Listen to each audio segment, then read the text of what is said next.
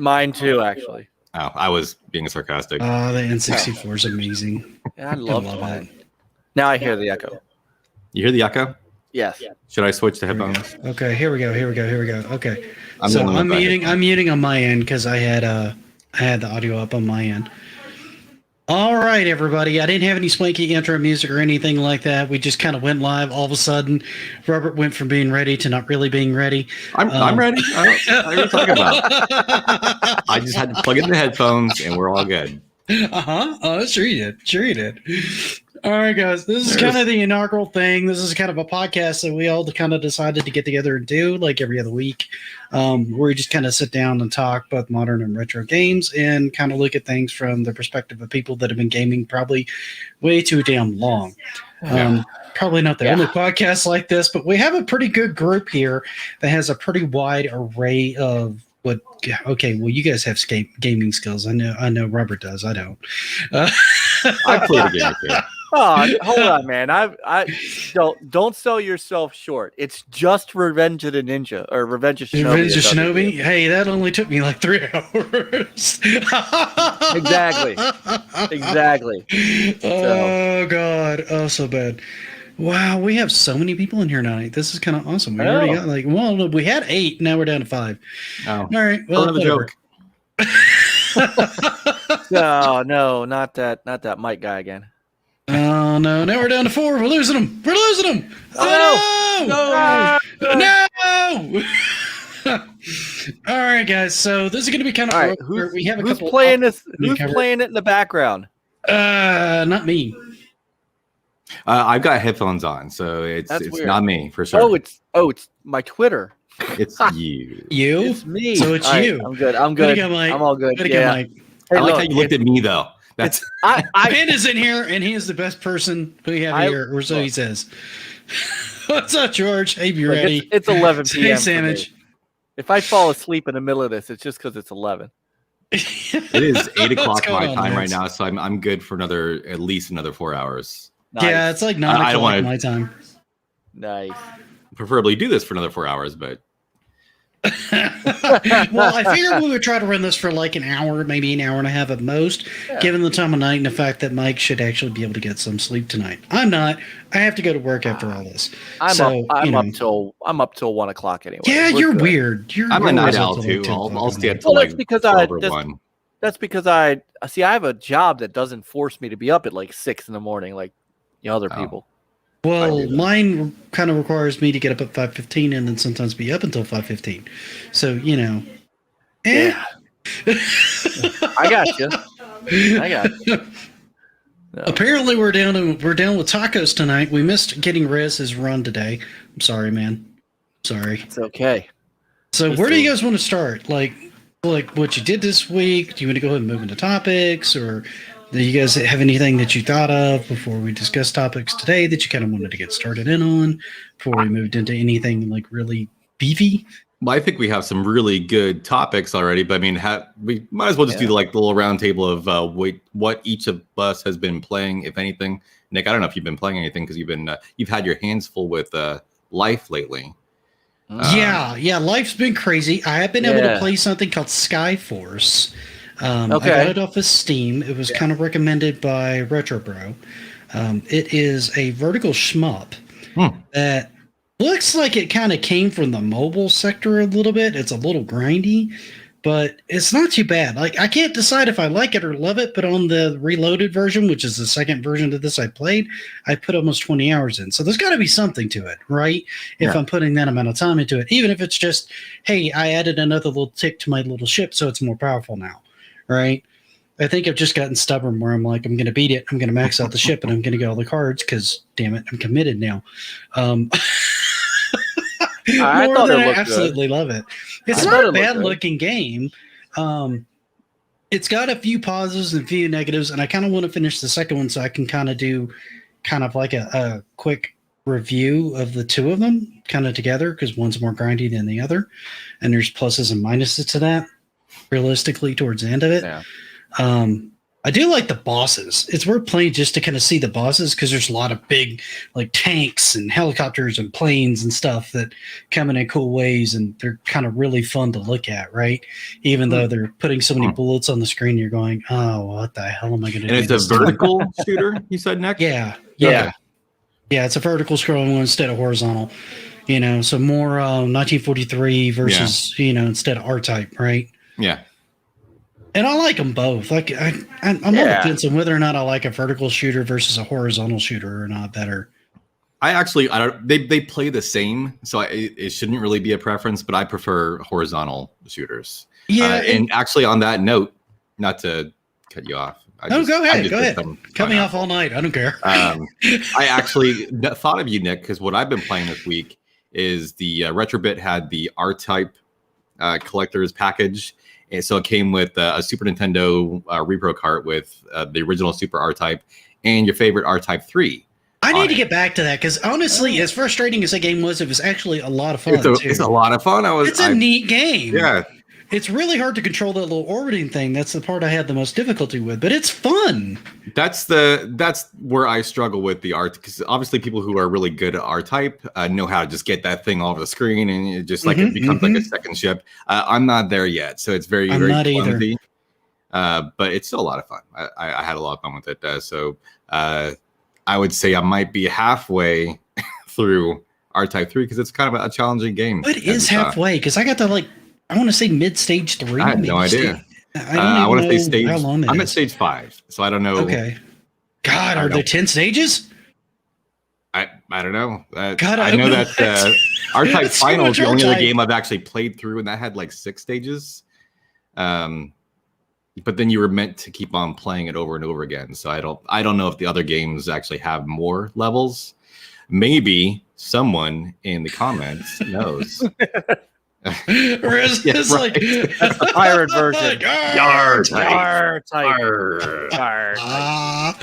I've been ignoring chat. I'm sorry, guys. We kind of got talking amongst ourselves here. Hopefully, you guys are enjoying the stream so far. Thank you guys for so many people coming out tonight. Chat. This is kind of awesome. Yeah. Apparently George functions on 5 or 6 hours sleep. I wish I got 5 or 6 hours of sleep some nights. I used to. I got to get 7 now. Oh God, I wish. Yeah. One of these days I'll get sleep. So first game console is a question by Lance. Good question. I saw that one too. I saw it. It's a good. You guys go first because I think most of you guys know mine. What was my first? I already know mine. Should I just go? I was going to wait. Go for it. Yeah, go ahead. You didn't get to say what game you're playing this week, so I thought we'd let you go with your go ahead if you want. What game are you playing this week? Well, I know you've been playing Flight Simulator. That's what I've been playing. I need to download that. It's actually on the PC version of Game Pass. Outstanding. It's only got the standard version. You don't get the deluxe with all the fancy smancy stuff, but you can at least install and play it. Yeah, and there's world map updates that are free that add a bunch of detail and airports and stuff, and the fact that I could find my own house in the game is pretty darn good. Wow. We're gonna come back to Lance's question, but Eugene's here. Eugene? This is kind of dope. I've never actually seen Eugene pop into one of my streams because usually he's getting ready to stream when I'm streaming. He's one of the guys you always have to compete with when you are thinking about. Yeah, sometimes. Yeah, I don't usually try to compete with Eugene because he'll beat me. It's good to have you. Eugene's got a good following. He does. I love Eugene's streams. Eugene's streams are awesome. He's another one that if you haven't checked him out, Mike, you really should. Eugene does an awesome stream. He's a really good guy. I am putting him in the search bar right now. Oh, Rav's here. Yep, all right. Here. Oh, we got a good crowd. And I like his stuff. Yeah, he's got good stuff, man. He does regular streams. He used to do a bunch of uploads, but he mostly does streams now. And he does a lot of homebrews and things like that. He's got really good stuff. Oh, no. Don't stop streaming for me, Eugene. Don't do that. Oh, let's see. I love it when you pop in, but you don't need to start streaming on my account. All right, look, his last monthly retro challenge was Altered Beast. I'm subbed. Mm-hmm. Actually, that was by Captain Algebra. and he competed in that one, but Captain Algebra put that one up. He's also another good guy. I like Captain. Okay. Well, I just subbed to you. Eugene. So see, I'm working for you, Eugene. I'm working for you. See? Working for you. So we'll go ahead and let Matthews go first on his first console, because I know what mine is. He knows what his is, and you still can't remember, Mike. So I don't know what's wrong with you. But okay. That's what the problem is. Yeah. I could have sworn that we actually talked about this. We all had different consoles from this era, but my first console was the one that trounced yours, and mine was the Atari 2600, which I inherited from my dad. Trounced? Yeah. Wow. What was yours? The ColecoVision? Yes. I think the Atari. Which is probably had Time Pilot, son. Time Pilot. Wait, Nick, that was your first console? Yeah. ColecoVision? Yes. Wow. Yeah, that's what I said. I mean, don't get me wrong, that's a great first console, but wow. Never had an Atari 2600. My parents never invested in it. Huh. Didn't have a television. You guys already know that. God, you know that, right. Mike. Yeah, that comes I know up that. like every week. Have you gotten a television yet? No, I've not gotten a television yet. So that was my first console, but it was kind of a hand-me-down. So my first real console that I actually saved up my allowance for and bought was the NES. So that's when I'll probably count. I'm trying to decide if the Magnavox Odyssey 2. No, but I didn't own that. Well, maybe I did. The hell did I? Oh my god! You have to remember, I'm old. Mike's getting Alzheimer's. I mean, I can feel his brain. I can see his brain shutting down on stream. It's actually kind of amazing. Actually, I'm just glad not to be the oldest one in the group this one time. Yeah. Yeah. I think me and you are about the same age, aren't you, Matthews? You're a little. I mean, the first one that I truly remember, by like 6 months or something. Oh, okay. I'm gonna count it. I'm usually like 6 years older than most of my other friends. This is the first time I'm the elder statesman on a show. I'm usually not. I'm usually like second or third. This is the first time I've outranked everybody. I mean, I guess the one that I remember is the Intellivision. But I mean, calculate. Oh God, we haven't even started topic one. Oh my God, we're gonna be Go Game Go. Yeah. What's up, brother? It's okay with our random train of thought. It's okay. No focus is focus. That's a good one, Thumb. Yeah, I mean, we actually have multiple people here, and actually some topics that we're going to talk about. So I think we'll eventually get to topic one. If we ever get to the first topic, yeah. If we ever get to the first topic. I'm actually thinking we want to talk about that article first before we want to dig into the other one, because I think the other one's going to take the bulk of the time. Okay. If actually, it goes well, honestly, Chat gets into great segue too, because we were just talking shit about each other's consoles. So that's true. Can't believe you guys are bagging on my ColecoVision. Well, whoa. Just bagging on my ColecoVision, man. I am not. I had one too. And I mean, I'm representing kind of. Right. Kind of. I had the expansion module that lets you play Atari 2600 games on it. So I never had the expansion module. Oh yeah, We got it, and then we got a bulk of games, and then I think the game market crashed. And then shortly after that, an NES, which is where most of my childhood fond memories of gaming are, is the NES as a console. Realistically, it was far more attached to my NES than my ColecoVision. Don't get me wrong, there were a couple really great games on the ColecoVision, like Venture, Time Pilot, Smurfs. Yep. Oh gosh, Smurfs Rescue, Gargamel's Castle. You had to rescue Smurfette. That was an unbelievably good game. Yep. I had a lot of fun with that game. I played a ton of that game. I was a huge Smurfs fan back in the day, so it was like right up my alley. That was extremely. You had to be skilled too for that. I think I could loop it a couple of times as a kid. But, I mean, getting there initially was kind of hard. By the time you got to the second or third loop, those jumps got really hard. That's probably where my love of platformers started, quite frankly, whether I knew it or not.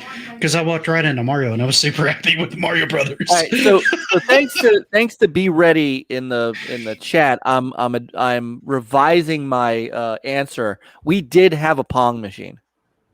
We did have. Oh, you had a Pong machine. We had a Pong. So that officially was the first one I ever had. So. Jumping on grass. Yes, it did. The tall grass. It totally did. The tall grass was spiky and it killed you. Yes. Sandwich, you're grounded. Go clean your room. Rhymes with them. Never mind. All right. Oh, don't go there. No. I don't know if the crowd's ready for that drama yet. Oh my god. There they go. No. So what were we talking about? I think we're about to jump into the first topic. Since I'm not on Amico All Access anymore, can I do it? Can I do it, Nick? Can I do it? Go ahead. Topic number 1. There we go. He loves doing that. So we saw an interesting article that I'm going to try to pull up and actually display here if I can find it again. From Video Game Chronicles, basically debating on what constitutes winning in a console war these days, because everybody seems to have a different definition of what winning the console war is. So since I found this the other day, it seemed kind of interesting because, Mike, I know you're a huge Xbox fan. I've been a PlayStation fan for like the last gen and a half. I was a big 360 fan, but the Xbox One just never won me over. And I haven't found a Series X, and since I was so disappointed in my Xbox One, I moved to the PlayStation 5 this time. So I tend to lean more that way or more towards Nintendo because Nintendo's always been solid for me. And I can't really find the article right now, so probably, you know what? I think it's in our chat. Do it there. So, point of but clarification. If you guys want to start the discussion of what you guys think. So basically, I'll just sum it up because I can't remember. So each one of the console names, I think Nintendo considered themselves the win. We're talking Switch versus Xbox One. Sorry, I don't know Xbox, so I don't know what the current that's Xbox okay. One. That's the one that's or the Xbox PS4 Series. Xbox Series X. Was it the PS5 versus the Switch versus the? That's the current gen is PS5 versus Switch versus Xbox Series X. Yes. And S, Series X/S. They've got both Sony and Microsoft have two SKUs on the market right now. So basically, one of them considered themselves the winner because of consoles sold. The other one considered themselves the winner because of games sold. And the other one considered themselves the winner because of memberships sold. Yes. I believe it was Xbox probably had the memberships, I'm guessing. That's correct. Microsoft thought it was due to subscriptions because they have like 20 million subscribers now on Game Pass, which is honestly pretty impressive for everything everybody was kind of laughing about before the console came out.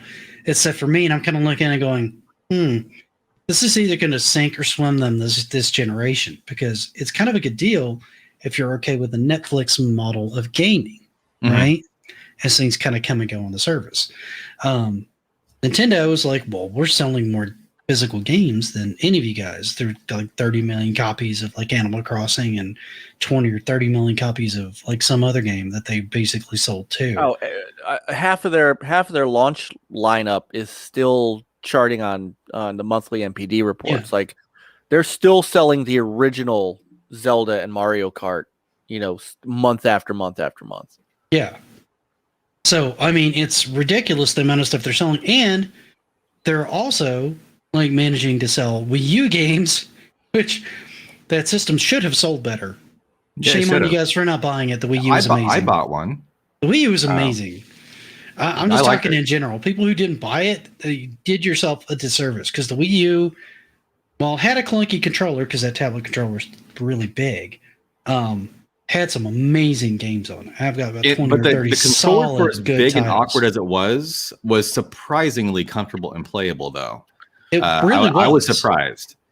But it wasn't really so much people did themselves a service. Nintendo did everyone else and themselves a disservice by not marketing it right. So I love it when Panda's in chat. I love it when Panda's in chat. There's like gold. People are more likely to have multiple consoles these days versus back in the day where it was Sega versus Nintendo. And that's something that we haven't seen in a long time is realistically a real console war. Everybody claims there's a console war going on now, but it's not like it was in the 90s. No. It's absolutely not. It was so cutthroat back then. And here's everybody the thing. Taking digs. Well, here's the thing too. Phil Spencer, who is the current head of Xbox for Microsoft, his focus isn't on PlayStation. He said that. He has made mention of that several times. That to him, that's not their competition anymore. Their competition is Stadia. Not that that's competition, but in his mind, their competition is Stadia, Luna, all of these. Who even runs Luna? I don't even know who runs Amazon. Luna. Really? Amazon. Yeah. There's Amazon doesn't have they've tried to get a couple of games out and they have either flopped or never even made it out. So how are they even really a threat? Well, what they're doing is the model of Steam and Epic Games where they're not building their own games per se. They're a service that they're trying to get PC gamers to stay in the PC realm and not move over to things like xCloud and Apple Arcade and all that stuff. And Apple Arcade, I can't get a good judge on its penetration into the market. It had a big burst, and then it seemed to sort of just peter as far as growth. It seems like because they're not really offering much that you're not just getting in the mobile space. And every time I look at the mobile space, I wait through so much stuff and go, that's the same as 9 other games that have overly monetized. That's the same as 10 other games that have overly monetized. That just doesn't look fun. That's another 30 games that are basically the same thing. And then I'll find one game that looks okay, but it's not worth the $10 they're asking for because I'm going to have to play it on my phone. Now, the one thing I have found recently that was pretty good to kind of deviate a little bit was, oddly enough, and it does, and you guys may hate it. I know, Matthews, you may actually hate it because it doesn't feel so much like it, but it's Contra. The mobile phone. Yeah, and it's fun, but I mean, basically, it's kind of auto-controlling the shooting, and you're mostly controlling the movement, and the platforming, and all that's been kind of simplified because it's on a phone, right? Mm-hmm. So it still feels and sounds like Contra. It doesn't quite play like Contra, so it doesn't quite completely come together, but it's interesting. But another one that they're going to have to watch out for as far as Game Pass goes is Netflix is starting to ramp up. You guys saw that, right? Yeah. No, you did, Mike. I think you covered that last week, didn't you? We started to because we weren't sure what they were doing, but I'm not sure what they're doing yet because right now it's mobile games. So is that what they're investing in? That's what they're investing in. Ooh, I don't know about that. That seems bad fit for their service because they could put full-on games and just act like a Game Pass service. They could. The problem with that is, what it would be is that would be more like xCloud, not necessarily Game Pass. You have to remember that there are two facets to Microsoft's strategy. xCloud is the pure streaming service where you could go on your phone, go on a smart TV or what have you, or go to your browser and stream the game. Game Pass is not like that, and as you know, Nick, it's the same on PC.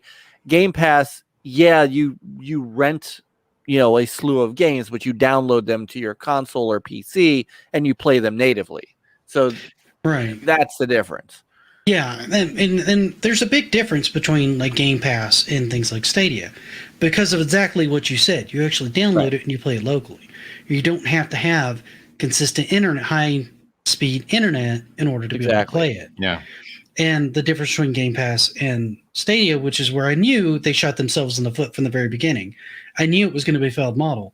They're charging me $60 to stream the game. Right. What? Right.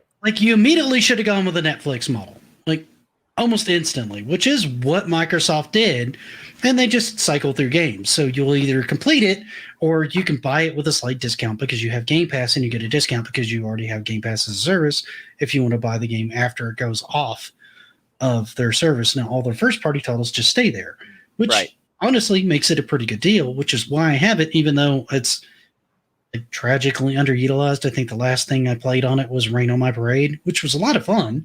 I got a good 10, 15 hours out of it, but that's the most I've used Game Pass since I've had it. Well, and if you're a fan of Bethesda like I am, it becomes even more important as Bethesda games make their way to that service. Am I like the only one who's not like an Uber Bethesda fan? I like Doom, but I like it because Bethesda left it alone and let it do what it does, which is make a great FPS. Like they Doom, just got hands off. I haven't played Doom Eternal, but Doom 2016, I think that's what people call it. Yes, that was an amazing game. And Eternal is more impressed. The same, but with more advanced, with way more mechanics, which honestly I feel hurts the game a little. It doesn't completely destroy it, but it gets very complicated trying to micromanage either getting armor, getting health, or like just there's like too many things that you have to deal with because some gives you shield. The grappling hook though. The grappling hook's cool, but between that and the grapple onto things and all this other stuff, like in the middle of a fight, I don't need to go, okay, so I got to chainsaw this guy to get ammo. I got to hit this guy to get armor. And then I gotta like gory kill this guy to get my health back. And at the same time, I've got to basically zoom in and aim for this weak spot on this guy so I can neutralize him so he has to charge me. And the dart's over here to avoid this guy so I can do this thing. It just starts to become too many moving parts moving at one time, right? It gets a little overwhelming, I thought. I still made it through the main game, and I played a little bit of the first expansion. I need to go back to that one and finish it. I'm told it's kind of a nightmare. Now, I mean, it depends. You've got to have a taste for what they've added to it. I loved it. I thought it was, what it did was when I died, because there were some places I played it on. I think whatever was right below Nightmare, and I think that's like normal, right? No. It's the one above normal. Okay. I had to, before I went into a heavy area, I had to kind of plan it out, and I had to figure out, okay, I'm gonna take out this first. I'm gonna hit him long, so that he doesn't shoot rockets back at me, and then everything else is just whatever happens. And that's how I approached some of those places. Yeah, you couldn't always do that in Eternal, though, I found. Like in 2016, you pretty much could. Eternal was a little trickier. It depends on where you are. There are some places that acted exactly the same. You're right. There are some places that didn't. And you had to catch an enemy going in the right position. And sometimes you could lead them into the wrong position. So like you could start firing at them when you really should wait just an extra second for them to move this way, because otherwise you're going to scare them into moving the other way, and then, well, all bets are off. So I mean, I think I understand what you're saying. Yeah. Now, I didn't play the Serious Sam HD remake. I did do Serious Sam 4.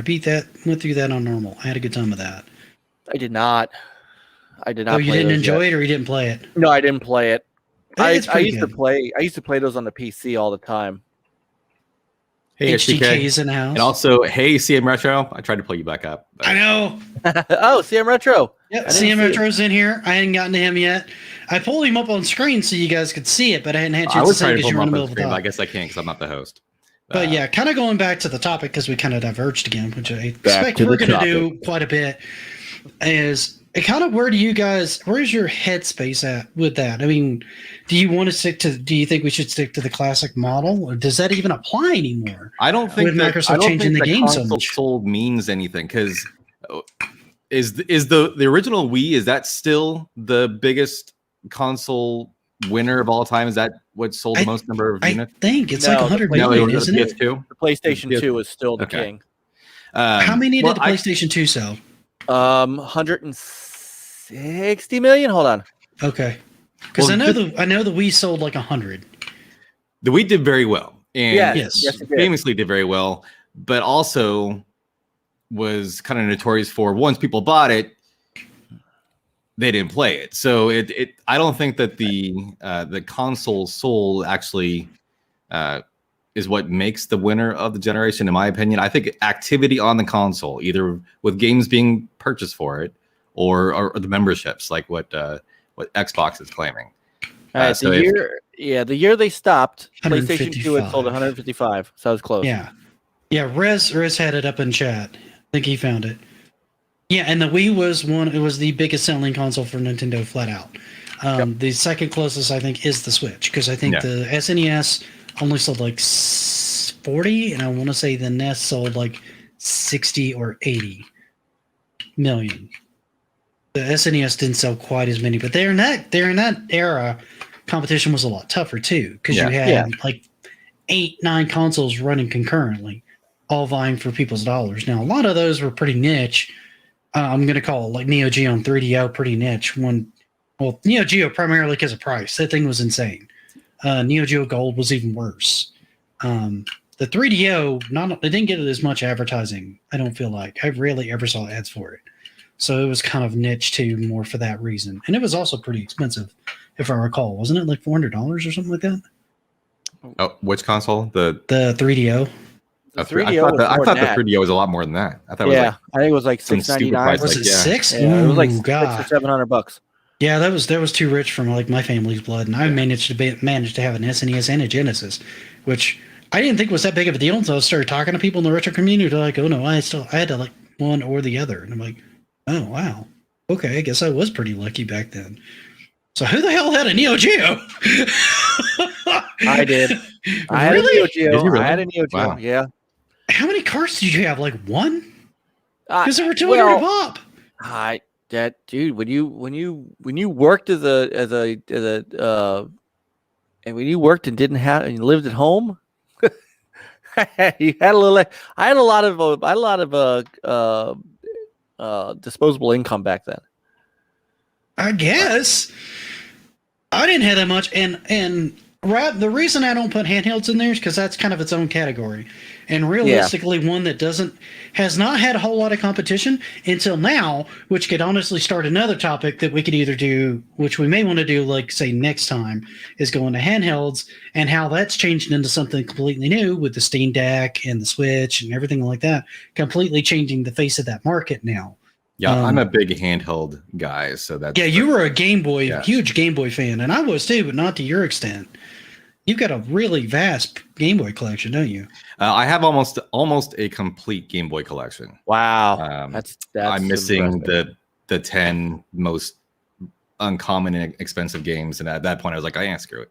So I'm not gonna spend $300, $400 on a game that probably sucks. So I'll call it a gimme on that, but yeah. I mean, you got the main ones, and honestly, I'm starting to kind of build a collection on my little handheld unit that I want to start using as my main Pi, because it's in handheld format, so it kind of feels natural to play stuff like Game Boy games and all that on it. So it actually feels really nice to play those kind of games. Those are the kind of ones I don't really want to have a regular controller. I know that sounds weird, but like I do not want a regular controller with those. I want more of that handheld experience, and I can just like disconnect with your it. Yeah, yeah, because I mean the one that I have is in a form factor of a Game Boy. It's just got more buttons. Well, did you play the Game Boy Advance back in the day? Because that had more of like a Super Nintendo. I skipped the Game Boy Advance. I got out of handhelds for a while because I had the Game Boy. I skipped the Game Boy Color and the Advance, and then got back in around the DS. Totally counts, Eugene. That's dope. Yeah, do you say that to get into this microphone the FBI is listening to? No, look, emulation, and somebody just said it, like Resvrgam. Yeah, emulation allows people to, we talk about game preservation, which should be another topic we can pick for another night. Oh, easily. We could talk for like 3. We need to do a wider window for that one because we could easily go 2 or 3 hours on that. So, but Resvrgam is dead on. It allows you to do that. It allows you to do a lot that you couldn't do before. It absolutely does, and especially with Nintendo not bringing certain ones out, like Metroid Zero, you either have to go out and find a Game Boy and then find a copy of Zero, which has actually gotten decently pricey now because people want it because they can't get it any other way, or you emulate it, right? Which is what I've been doing. And man, they made Mother Brain way harder in that game. I was surprised.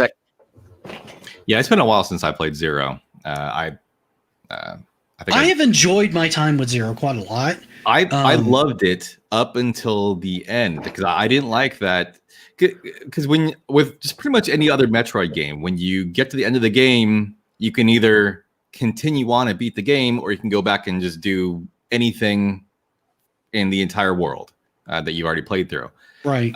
But when you get to the last section of Metroid Zero, there's no going back to the other games, so you can't go back and collect everything you missed. And once I got to that, I beat the game. And I was like, well, I'm not gonna do that again. I may end up having to go back through it again because I got to the last part, but I didn't get the second suit, and so I'm sitting there trying to beat my head against like Mother Brain while she's shooting lasers and everything else at me, and I'm like, wow, this is way harder than the original like Metroid fact. Because when you have the Mother Brain in the original Metroid, you just blasted the brain in a case. It didn't attack back. It was all the other stuff that was around it you had to dodge, which honestly was complicated enough, but they added a layer of complexity to this, which was one kind of neat, but also kind of terrifying.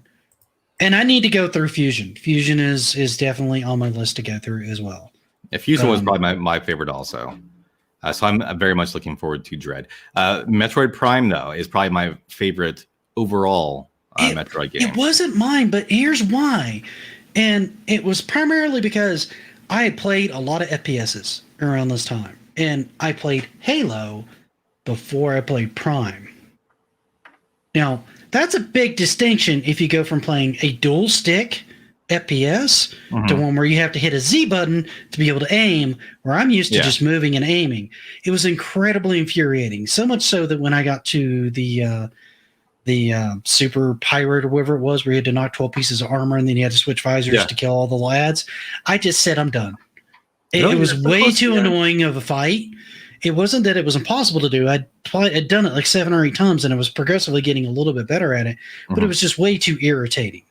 Like the mechanics I felt like I was fighting the controller the whole time, and it just did not feel worth it. It wasn't until I got Metroid Prime 3 on the Wii that I went, oh my God, this is amazing.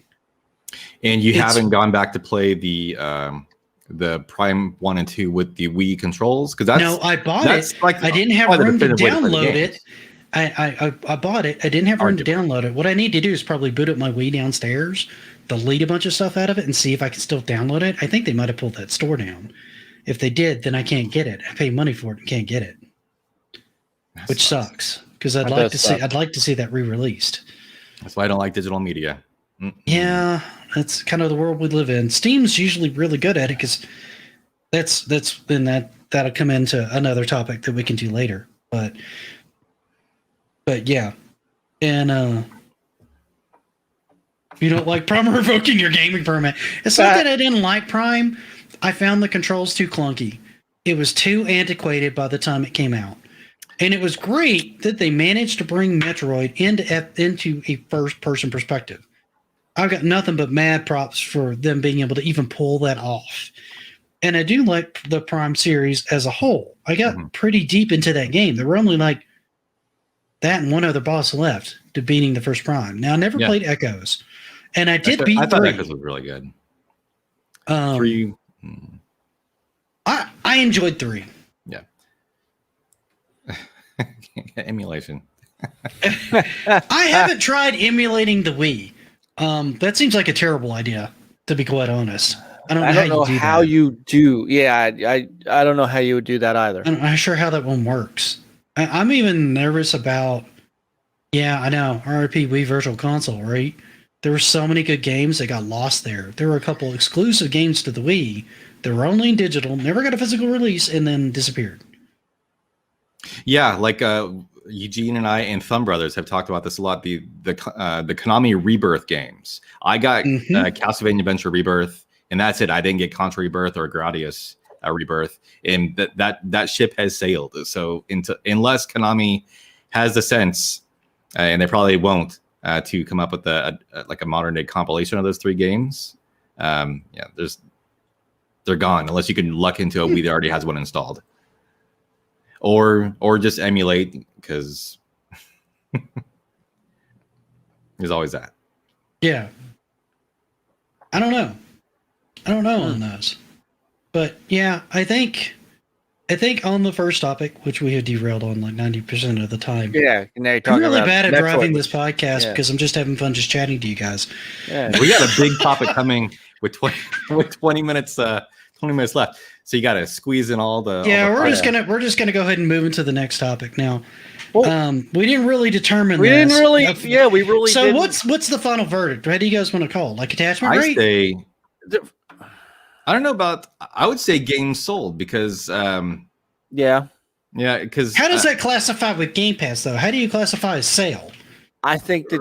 Well, I see. You can't discount. You can't discount that number of subs, because if you think about it, the more people sub to Game Pass, the more enticing it is for people to put their games in it. And right now, if you look at the amount when Microsoft did their E3 press conference this year, and they showed 30 games, 27 of those games are in Game Pass, and some of those are games that I first off wasn't even expecting to be, that I was looking forward to, like 12 Minutes, which is going to be an amazing game.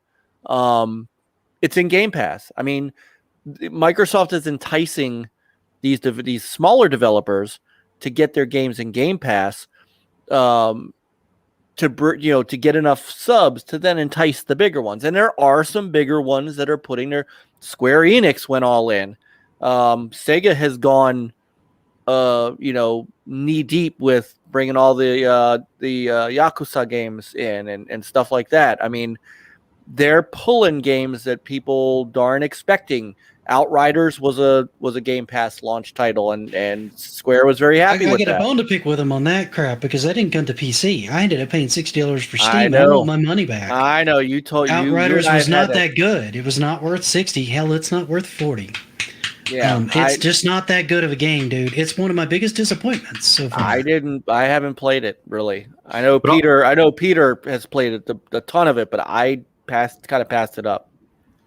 But also, didn't they actually use this as an argument once, like back in the Wii, PS3, 360 generation, is that now they can actually see activity on the console itself, so they could tell you how much you powered on and played your this console. Yeah, I don't know if they could differentiate between, like, because I use my PS4 to watch YouTube and Netflix a lot, probably more than I actually game. So I don't know if they could actually tell the difference between that and the other.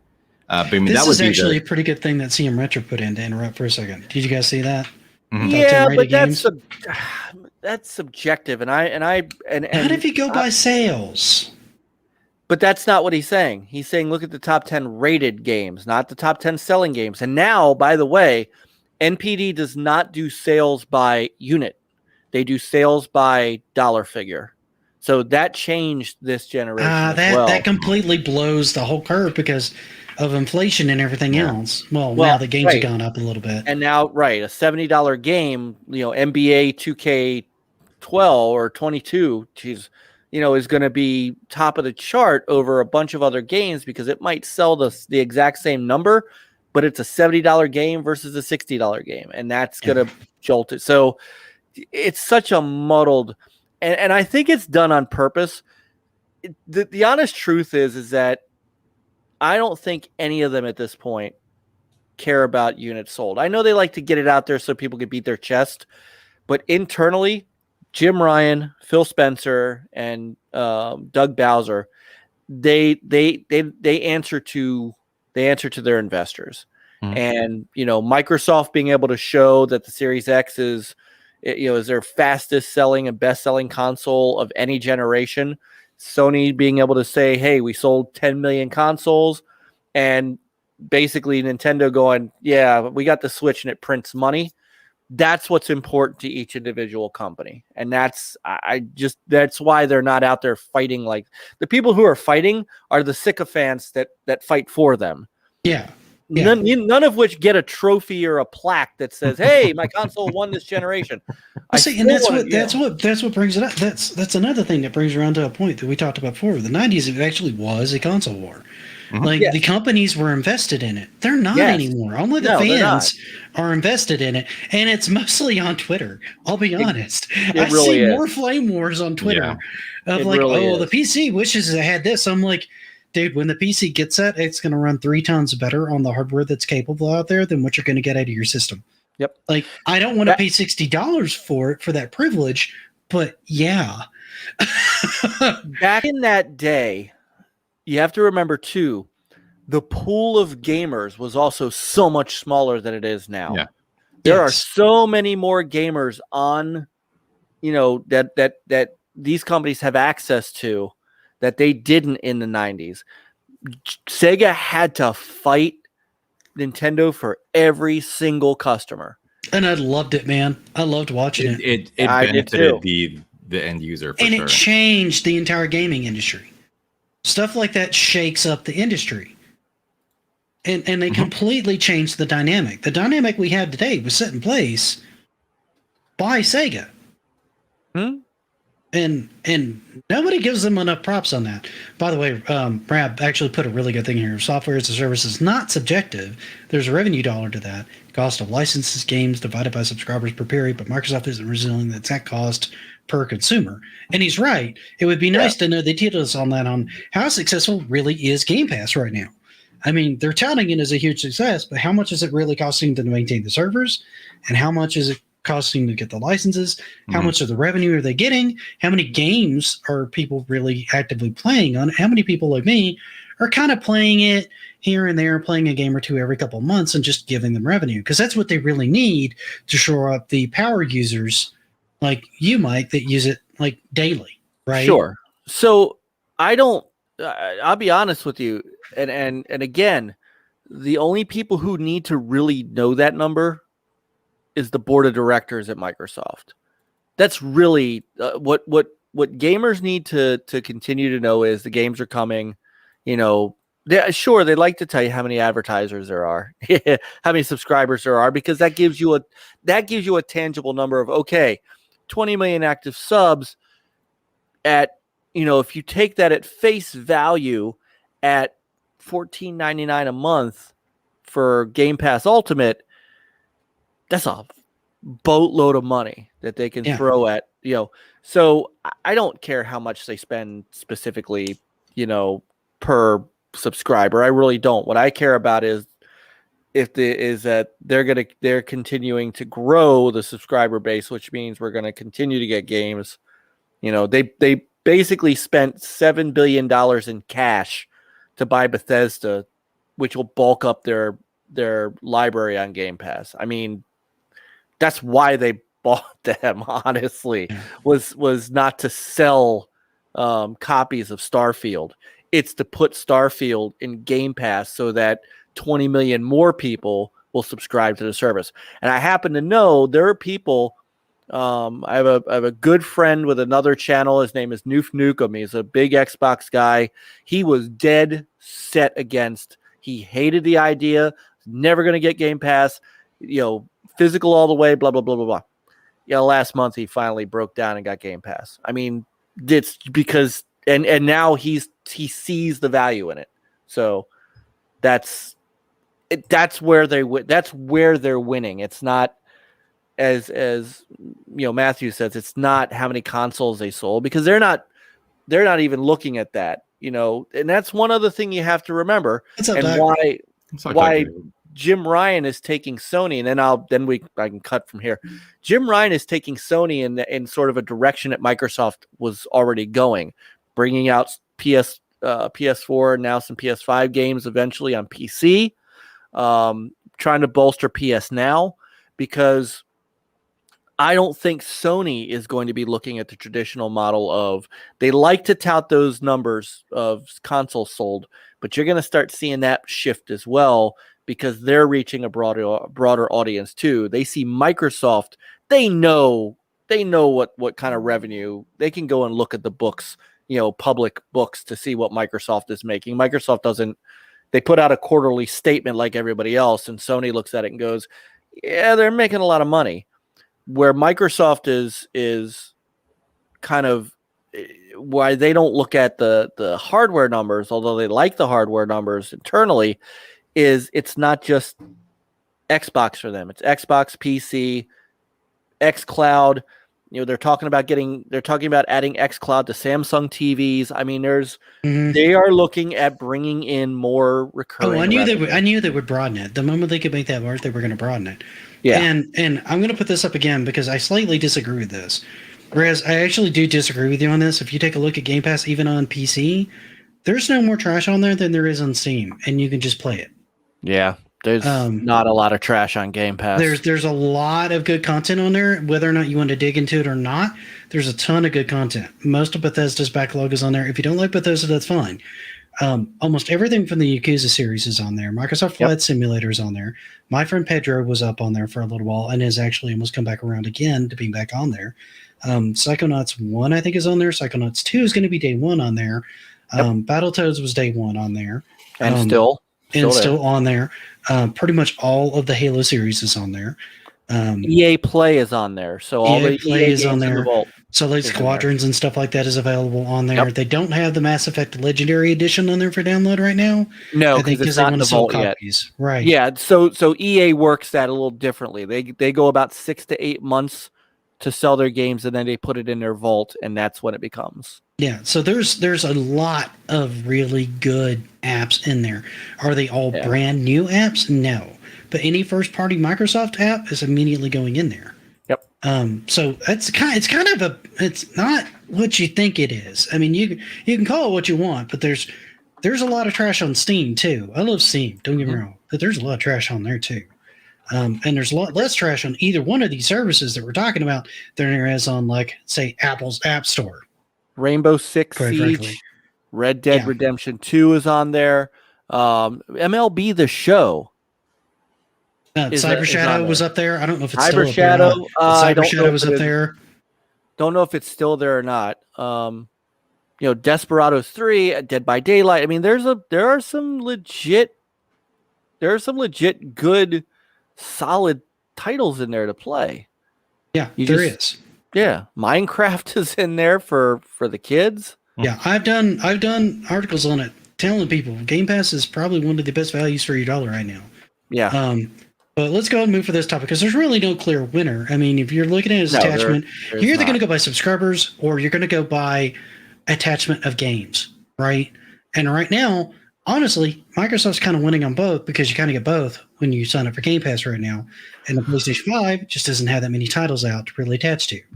Right. I have maybe 3 or 4 titles for that right now, and I haven't really been playing them very much. And right now, PlayStation 5 has another problem where the consoles are getting bricked with the SSD expansion patch that they put in. I haven't even dared to even look at my PlayStation 5 because I'm afraid it's going to fucking die. So it's going to be a $600 brick. That's why you never buy a console at launch. I always wait for the slim model. So yeah, so it's just kind of a nightmare. But the next topic we're going to go ahead and move into, and this may take us quite a while. Are you guys good for the ride? Because this one may take us even longer. Let's go. The social impact of the internet on gaming and society as a whole was something I've kind of had in mind for a while. What I mean by that is we've been living with the internet as it stands now since roughly the mid to late 90s, but it actually started with DARPA in like 1969. It was mostly a military thing for being able to transmit data across back and forth. And during the late 70s, early 80s, you had like mostly like forums and posts and things like that you could do via text, but it didn't really take off until around AOL and other ISP providers allowed you to do like basically text chat and started connecting people. Mm-hmm. From then, you had things like MySpace, Facebook, and now Twitter. MySpace. Hey, MySpace came before Facebook. I know. Everybody abandoned it for Facebook. I never had a MySpace account. It took me forever to get a Facebook account, and I didn't start doing Twitter until about 1.5 2 years ago, and I still debate whether or not that was a wise decision. Now, we're going to have you guys kind of weigh in, and anybody in chat that wants to go in on this discussion, is more than happy to chime in, and we'll put your comments up and we'll kind of go through it together as a group. That's kind of what this was supposed to be an exercise from.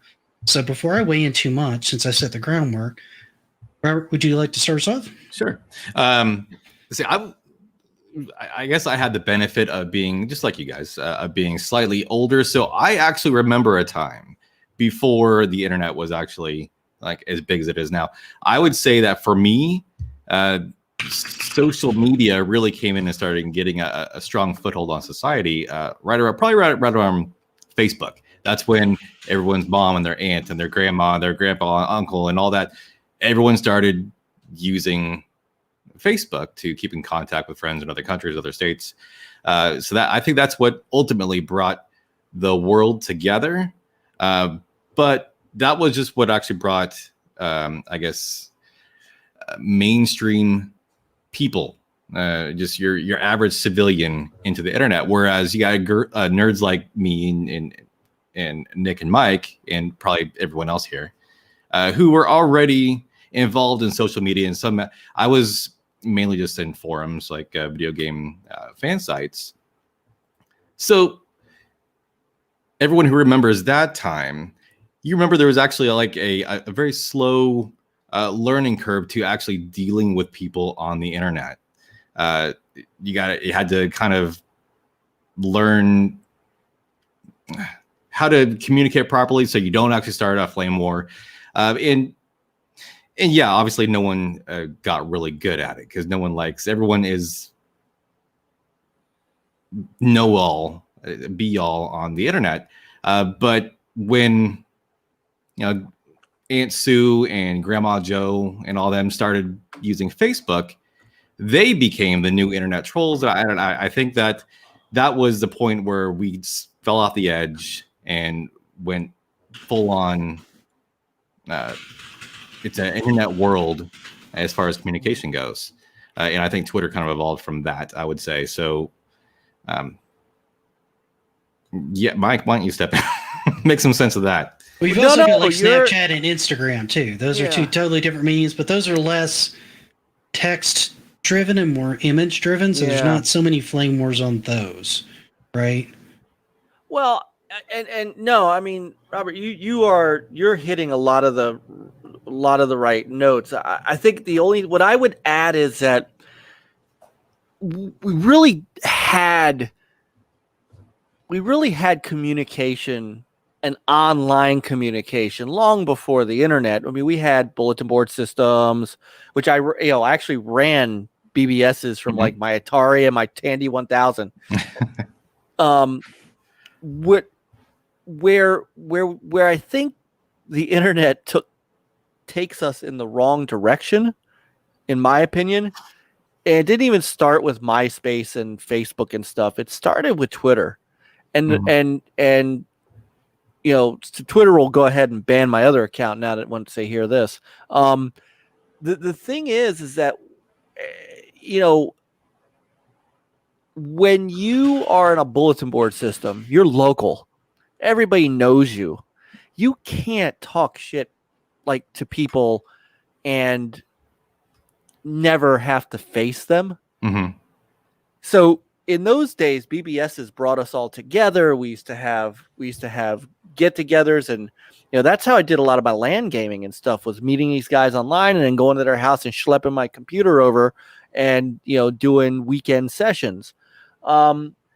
Now, because you can be anonymous on Twitter, you don't have to put a name.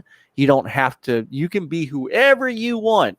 And when you can be whoever you want and have no accountability, you can say whatever you want. Technically, you can be anonymous on Facebook. You can set up like any number of accounts. I know that's true. That's true. But you still have to, in order for somebody to see what you're doing, you have to be friends with them. It's not like Twitter where you can retweet somebody and if you're not, you can set Facebook to not see that stuff. You can't set Twitter to not see that stuff unless you go through a whole litany of blocking keywords and turning off people's retweets and things like that. And even then, you don't have those issues. You have issues. Yeah, if I could just go ahead. Sorry. No, please. I want to kind of piggyback on the point you were making is that sort of. I want to kind of add another thought to that. Yes, you could be whoever you want. You could be anonymous, and you could just fire that gun all day long, and no one's going to pinpoint where the shooter's coming from. However, I think the real issue is that there's a lot more benefit to people knowing who you are, because I think people have now become addicted to that validation that comes from all those likes they get, and they want to see that Robert B said this, and look at all these likes and what does frickin' Twitter call it? They pass it along, shares, retweets. I'm not on Twitter, so I have no idea what the lingo is. And see, that brings up another point. All the whole likes and dislikes and retweets and stuff like that, and things trending and this, that, and the other. And a lot of it comes from, too, how we're now always connected, right? Because the cell phones got more advanced. They got more tied into social media. They also got more tied into our identities, right? Which made, conversely, social media more of our own personal identities. So a lot of people's personal identities and stuff, I feel like now, are like tied into their social media accounts, right? I say that as a person who's now running a podcast on YouTube. So, pot, meat, kettle to an extent, right? But this is a way for me to socialize with people that I normally would not be able to socialize with, right? All the people in chat. Both of you guys, like I would never be able to hang out with you guys at the same time unless we agreed to like travel ages, because you're like in Maryland and he's in California and I'm in Colorado. I could get to him sooner and get to you, but I mean, holy crap, right? I mean, that's a lot of distance that we can cover just by being able to do this online and have this kind of conversation. But this is significantly different than having a 200 character limit on Twitter, and how that kind of hinders the communication process to a large extent, right? And that also has people's attention span has also gotten shorter. So they really want whatever thought you want to convey to fit within that character, because they just want to read that sentence, they read that insult. Reddit. I'm gonna go no. I just think that it has trained all of us. I'm not going to just say the kids, all of us, to care more about the response we get from the things we're saying, the validation for the things we're saying. I could not post that. Yeah. I'm sorry. Go ahead. No, yeah, you're right. You guys are both right in that. I do have to say that without some of this, without,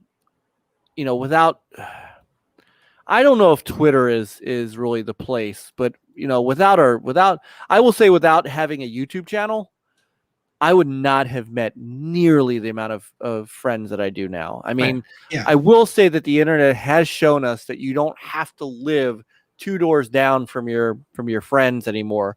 You can be friends. Look at what happened, Nick, with us and Pennsylvania and the Crayola event. It brought all of us together from one coast and the other together. I mean, without that, I don't have my brothers Peter and Chris on NLG, and these are guys that I play games with. I've met Peter already.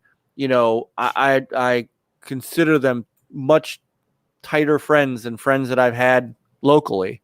So there is that. I think I guess Twitter is really my target more than anything because of the anonymity. Oh yeah, I would say Twitter is probably the biggest blight on the world even the people who live on Twitter will probably begrudgingly admit that. Twitter is the one I find the most caustic currently. Yeah. And that could be because of some of the people that I followed that I'm friends with that are kind of like, and some of them are big into movies. It's kind of like, Saggy and RJ, and I love them to death. But there's this whole thing with like the Snyderverse that if you don't know about the whole movie thing with the Snyderverse, just don't. Don't look it up on YouTube. Don't look it online. Yeah. Just walk away. Yeah. Just literally walk away from it. Watch the movie if you want. Like it, dislike it, don't care. Just stay away from all that. Because if you think console people are crazy, these people are freaking. It's Like, I just being on the sidelines watching them go back and forth all day, I'm like, I can't find anything fun in my feed because it's all this all day. Yeah, It's I came insane. from a movie group before I fell in with the video game guys here on YouTube. So Yeah. they were they had very strong opinions about Marvel and Star Wars and all that. So yes, and that's very much. And honestly, I agree with this. Discord definitely feels like, and I know he meant good old days of social media. And that makes that, and honestly, I look at Discord that way because I can get people in the chat rooms, I can get people into groups, and we can share ideas, and we can set up things, and we can do things like what we did tonight, right?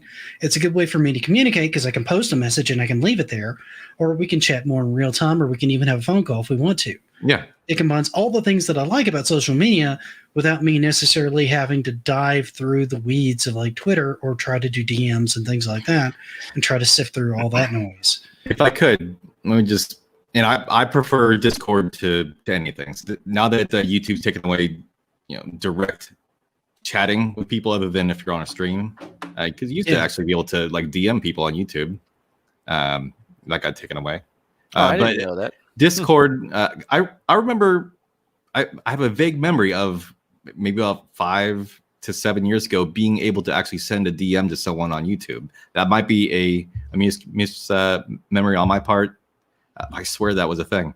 And it still is a thing. You can send messages out to people, and you used to be able to send message directly to people on their channel. I've not been able to find a way to do that again yet. Once you have over 1,000 subs, you can like post messages. Yeah, but I mean actually like me just sending you a message saying, "Hey Nick, check out this video," or "Hey Nick." Anyway, more on the Discord thing. I think that kind of is the other dark side about the internet, is that as a platform, it did literally bring the world together. It opened up every other person in the world to you, so we could all share ideas and stuff.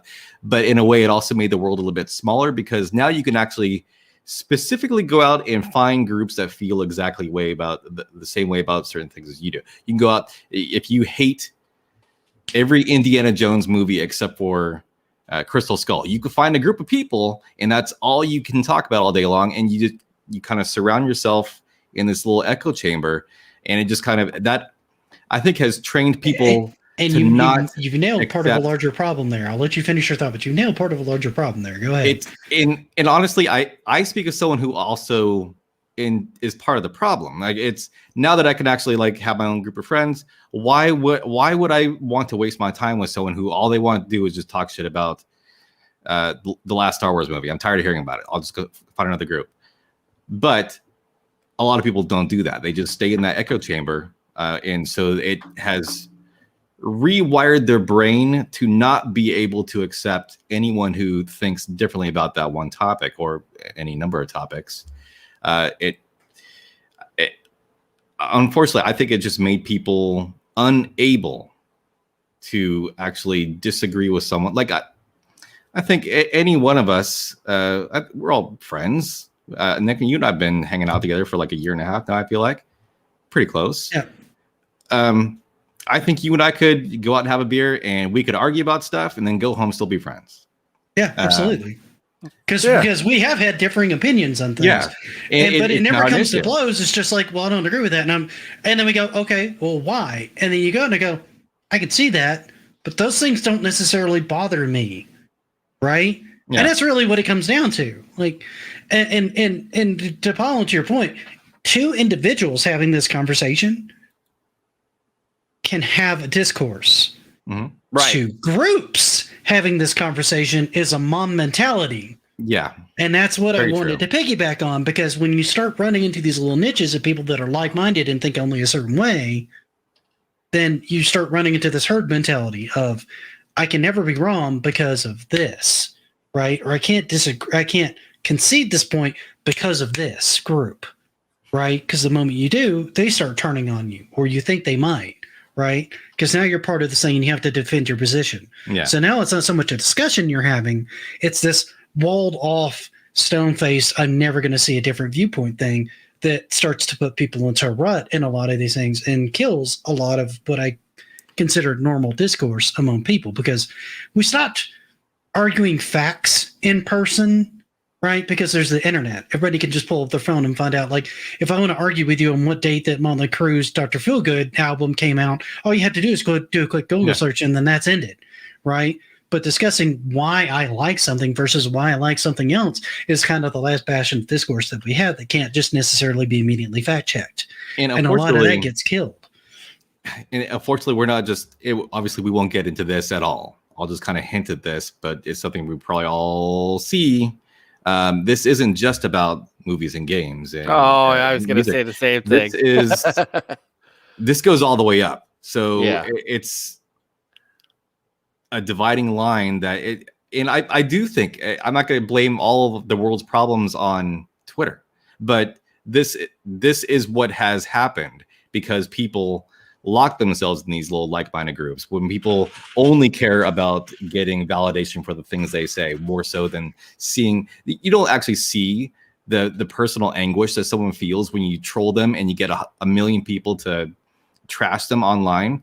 You get the million thumbs up, and that's all that really matters. So people kind of lost that compassion, and when our freaking leaders are hashing out their differences publicly on Twitter, I say that's probably as low as we could probably get on society. I don't know.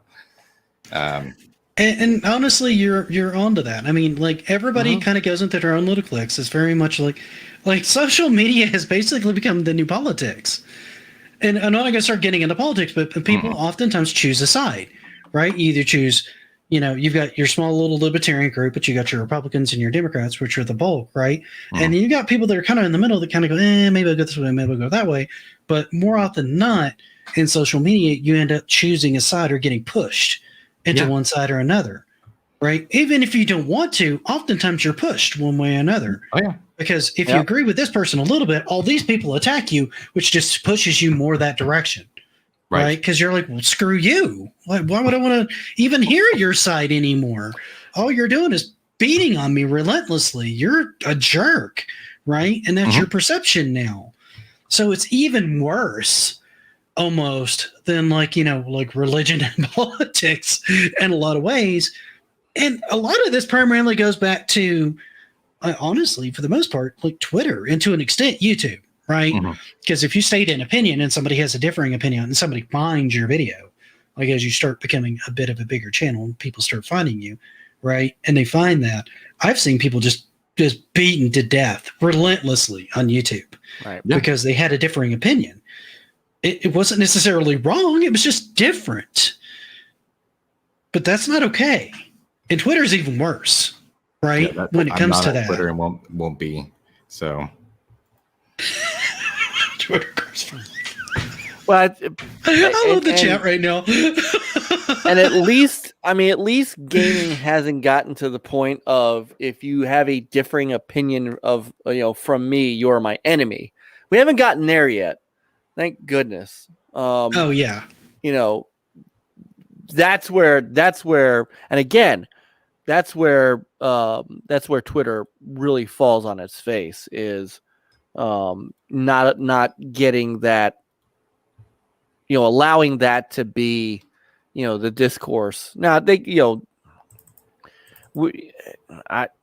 know that came out a little differently than I thought it would, but there comes a point to where Twitter, Twitter pushes some of this too. So Twitter allows certain things to go on that they don't allow other things to go on. They do what they do without getting too deep into those weeds. They have their thumb on a scale too. So they're not. By the way, hey Omega, I was trying to click on his thing hi to us. Will it let you show links on there? Because if you go to the main, there it goes. I can't. You can't. Yeah, okay. You have to do it. I don't know how I can share that. Well, click on Omega Ace Gaming saying hi to us. He's a good guy. I already said hi to Omega. I said hi to him in the main thing. I can scroll. There we go. There we go. There we go. There. Now you made the screen.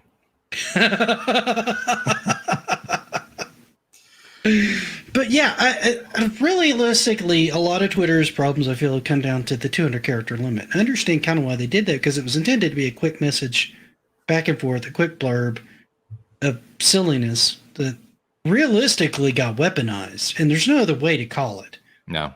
Like, it strictly got weaponized. People have lost careers because of Twitter. Yeah. Yeah. Like, Gina Carano lost a career because of Twitter, right? I haven't seen her do anything since she got dropped from Mandalorian, right? And supposedly she got other things in the works. But I mean, that's just one example of multitudes that have happened where people basically just got burned at the stake or sacrificed at the altar of Twitter, right? Because they happen to be on the wrong side of an argument, or perceived in a wrong way, because you have a 200 character limit and somebody posted something they thought was funny is now perceived as politically incorrect. Now, you could attribute that to the more PC movement as well, but it all kind of ties into this anonymity in social media that we're going to have going on, right? And the rise of cancel culture, right? Mm-hmm.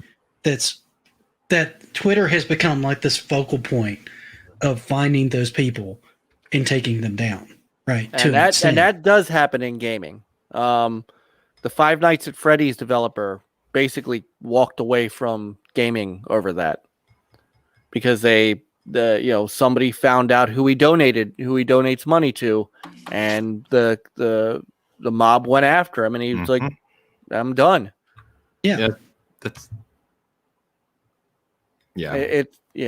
And that's what I mean. You can't. It's no longer. Hey, I don't agree with you. Game love. Yeah, good night. Now it's. I love that name, by the way. I keep getting feel good playing in my head every time I see his name. I know. Have my opinion, or you are evil and must be destroyed. That's really what it is. That at its base, that's what it is. And that's really just been because we can kind of wall ourselves off into our own little gardens where we only socialize with people that have our own opinions. Mm-hmm. And we don't have to diversify out those realms, because there's always another group that has the exact same idea you have. Yep. And they don't disagree with it. And you can't actually have a legitimate discussion. Exactly. Because you have to fit your exact thought into a very minimized, and that's all people want to actually see is your 200 character or less, preferably. Explanation of what your thought is, and by God, it better actually be the same as mine. So, and this has had an effect on games like Five Nights at Freddy's, Minecraft to an extent. Cyberpunk 2077, I think, probably wouldn't have gotten released and would have been a much better game had it not had so much pressure from social media to go ahead and come on out. And there's multitude of other games and things that are basically critiqued and judged based on social media. Right. As well. So that kind of brings it back into the kind of gaming sphere of it becomes a dangerous weapon for the consumer to use against developers to make them seem like a bad bet or to do damage to their company just by waging war on them on social media. It's exactly it. And you can do that because there's no accountability for it. And if Twitter is on that side of the argument, then like you said, they put their thumb on the scale. That's unfortunately just the truth. Yeah, it really does. It broadcasts each like, and you can become a target just for the reason. Jim's absolutely correct. Yeah. So like if you like something just because you thought it was funny and it's conceived as politically incorrect, now you're a socialist or a Nazi or a bigot or a racist or, whatever, right? And this has happened to many a lead of gaming companies, movie stars. Oh yeah, directors who are now accountable for a tweet they made 7 years ago. And they're now unemployable. So talent gets completely lost in the shuffle of this kind of thing going on. Now, I don't know if there's any way to kind of put the genie back in the bottle. And there's my cat.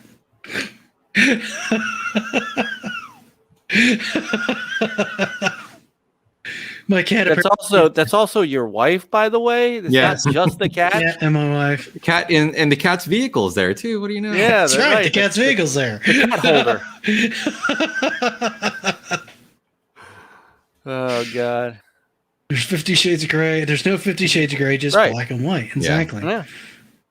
So that's why I have an incredibly and I appreciate your positive spin on it, Nick, because what you're saying is true, that it has allowed all of us to be friends together. I think a lot of us actually talk to each other every day. Yeah. I talk to most of you guys every day. And that's great. And I'm thankful to social media to allow that to happen. But for the most part, I see it is just a wretched hive of scum and villainy. So it's true. We're all slaves to cats, man. Yeah, true. But yeah, and that's really what comes down to it. I mean, you can't put the genie back in the bottle, so you kind of have to make your positives where you can, right? Yeah. You hold the friends that you can actually have the discussion close, and you kind of look at the rest of it with a grain of salt as just kind of like people being people, right? You can't take it too seriously, and we need to kind of stop taking it as seriously as we do and stop going on these crusades just because somebody on Twitter got offended by something. Yeah. Well, just because you're offended by something doesn't mean you're right. It also doesn't mean you're wrong. It just means you have an opinion. That's it. Yeah. That's it. That's it. And that's how it should be. Yeah. And you may be right, like this whole thing with like Blizzard and all that other stuff going on, which we could do that topic another day too. I mean, that's got some momentum behind it and for good reason. Right? But I guarantee people are going to take that too far. Because if there's one thing that when something starts trending on the internet that it does, is it goes way too damn far. It always goes way too far. Just like most of these movements, like the PC movement and the Me Too movement and all those, they all start to kind of go and cross that border of they jump their own shark. Right, and then it becomes a witch hunt at some point. Eventually, it always goes down to a witch hunt. The reasonable people have left the building, and it's everybody else that's left there just looking for the next thing because they don't want to see it end, right? They don't want to see this stop. They need it to continue. Something in them needs it to continue, either because they're benefiting from it or they've invested too much of themselves into it. And it's something that addicted to drama. Yes, that's part of it. Yeah. Oh, they want to be the one and have their 15 minutes because now everyone can actually have their 15 minutes now that the internet is out. So it's out. I'm probably the biggest boomer in this stream. So I feel like we're all kind of boomers, which is kind of why we're talking along this way, because all of us that are on this panel and a lot of people in the chat remember the internet and remember gaming before the internet became our main thing, and it really has influenced in how we approach games. I mean, look at how many quick pickup and things that you have. Like you've got your PUBG where you go in and you die in a couple seconds, or you actually maybe make it through the round. You've got your Fortnites, and you've got a lot of games that don't really change much. They keep adding different things in the seasons and things like that because that's what moves, right? Because you can play it on mobile. It makes them a lot of money. So it's changed the face of gaming as well as the way that we think about things. ADHD I would imagine, has had a rise. I don't have any facts to back it up. I can imagine it's gotten worse over the rise of social media because we're used to consuming things in 200 characters or less. Yeah. It's our primary form of social. It's about the amount of data that we can retain in any one time because that's what we're used to seeing. We're not used to reading novels anymore. We read tweets, right? Even when you start looking at IGN and other gaming outlets, the articles are mostly a paragraph, maybe two paragraphs. You don't have long articles anymore. You have one clickbait title with two paragraphs that you can get a little bit of information on, but you already saw that on Twitter. And they may even quote the tweet that you saw. That's like honestly, one of the paragraphs. They only want you to read that article. They only want you to read the headline. Because it seems like I'm a slave to clickbait also. So, I mean, I'm constantly clicking on articles. And almost every single time I've actually read the article based on the strength of that clickbait title, the article actually negates the headline. It basically says, the article is basically, here's why the headline was wrong, but we didn't expect you to actually read down this far. You got to actually basically sell it in a tweet, or else there's nothing to present there. And see, Thumb, I can kind of tie this into our discussion here too. You don't really get turn-based RPGs now because people don't have the patience for turn-based RPGs in our modern society. You have to do things like the Final Fantasy remake where it's more interactive because people don't have the patience to sit there and sift through their spells and think of things and try to go through things. One of the things I love the most about the early Final Fantasies is if I used an ice spell on, say, a crocodile, it did extra damage. That made logical sense. And when I put two and two together and did that, I felt smart for having done it. Because they applied that logical assumption into the game mechanics. Rather than me just mashing through a couple of combos and waiting on like an ultimate to come up and then popping that. Which is more what we have now, which is more akin, honestly, to a mobile game. Which is we're getting more and more used to playing. Yes. More, well, it's weird because we're in this time when there's no middle ground to that. It's either these quick mobile type experiences or these 5,000 hour fetch quest loot box open world games. There's no and people call that death, but they're not.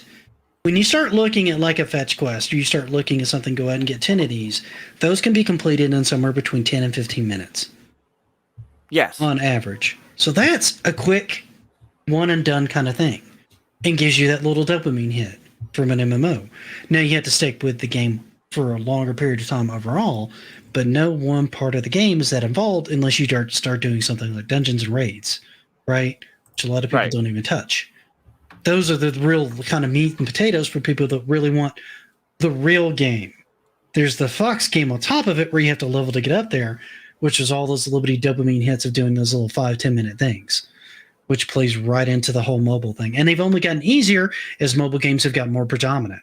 If you start looking at the state of MMOs like World of Warcraft now, like versus what it was in vanilla, where it might take you 30, 40 minutes to complete a quest, now it's like 5. Mm-hmm. And that's directly related to people's attention span. Has a message for all of us. Well, I was trying to click on Panda's message, but we're all canceled. We're all canceled. We're all canceled. It's done. I have no love of cilantro if it makes you feel any better. But the side quest and the fetch quest too, sometimes the developer phones it in and they're all the same and they're all, they're so repetitive that you just get tired of it. Some are not. There are some that are great.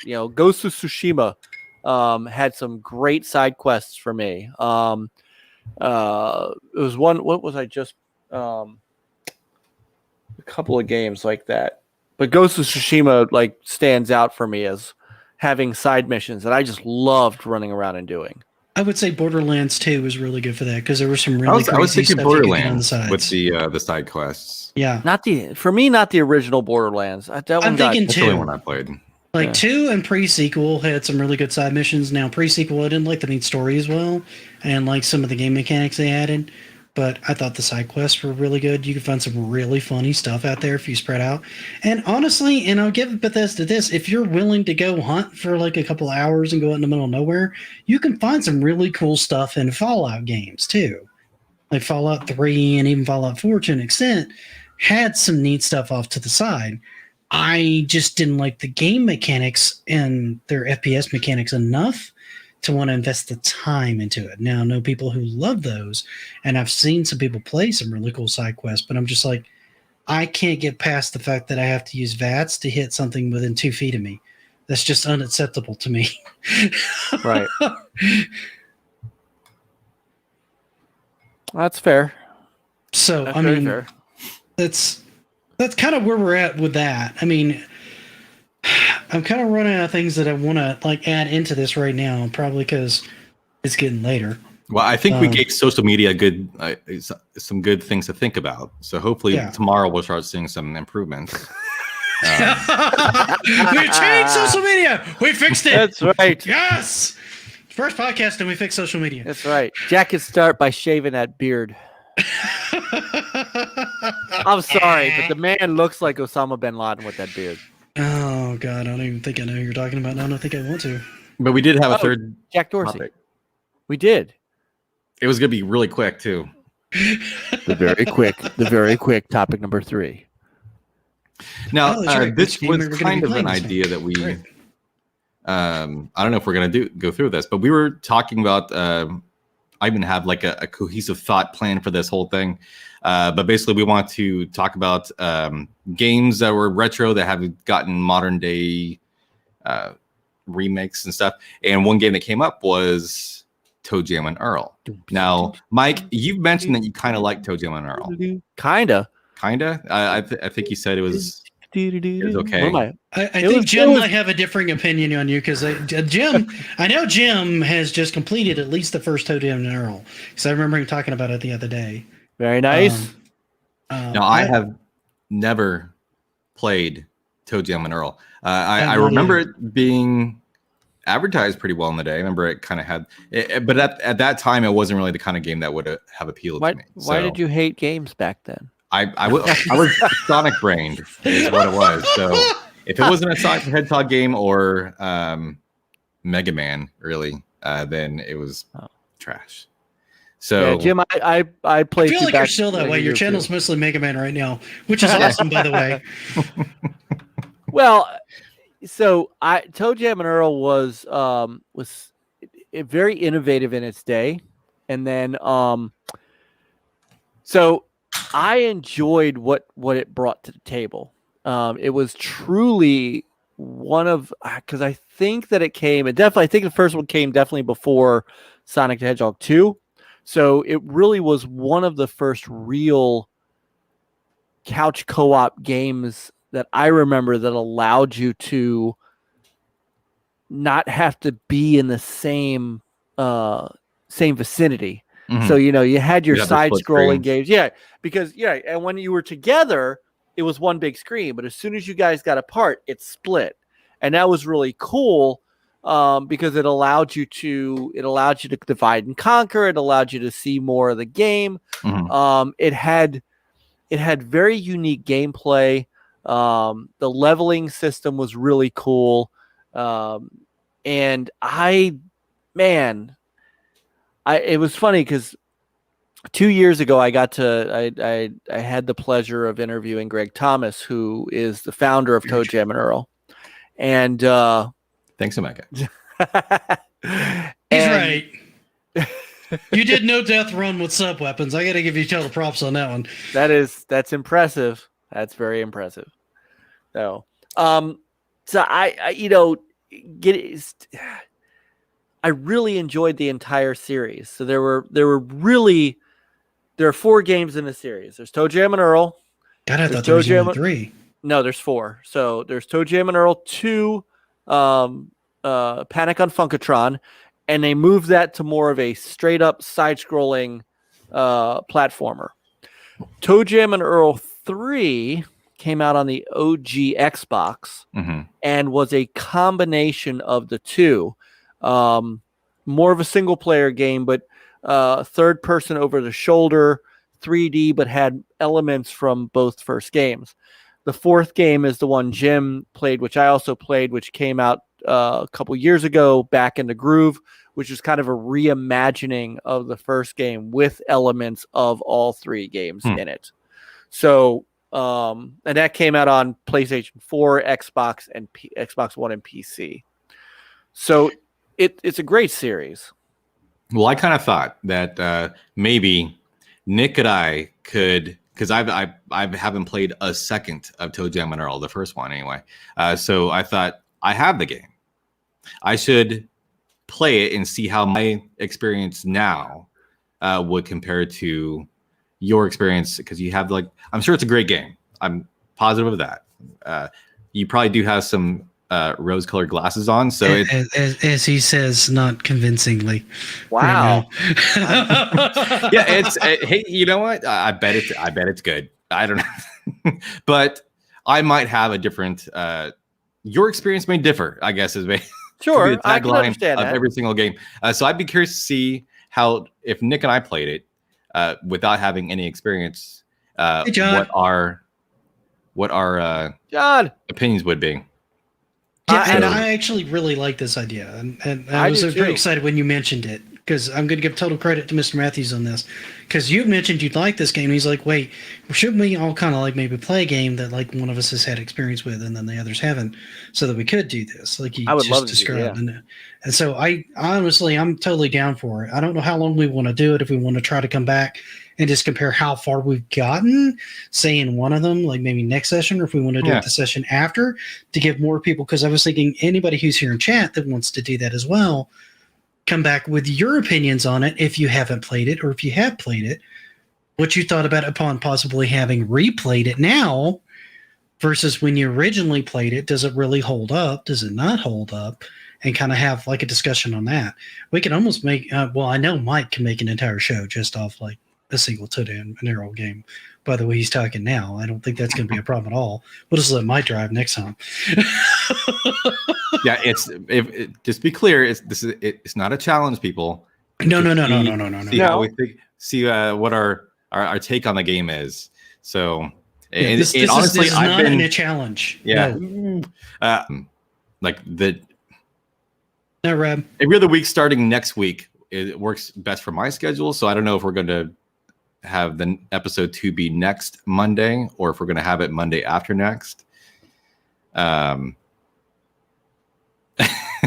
really not a challenge. I feel like we unintentionally started a challenge when we just wanted to get people to try the game out.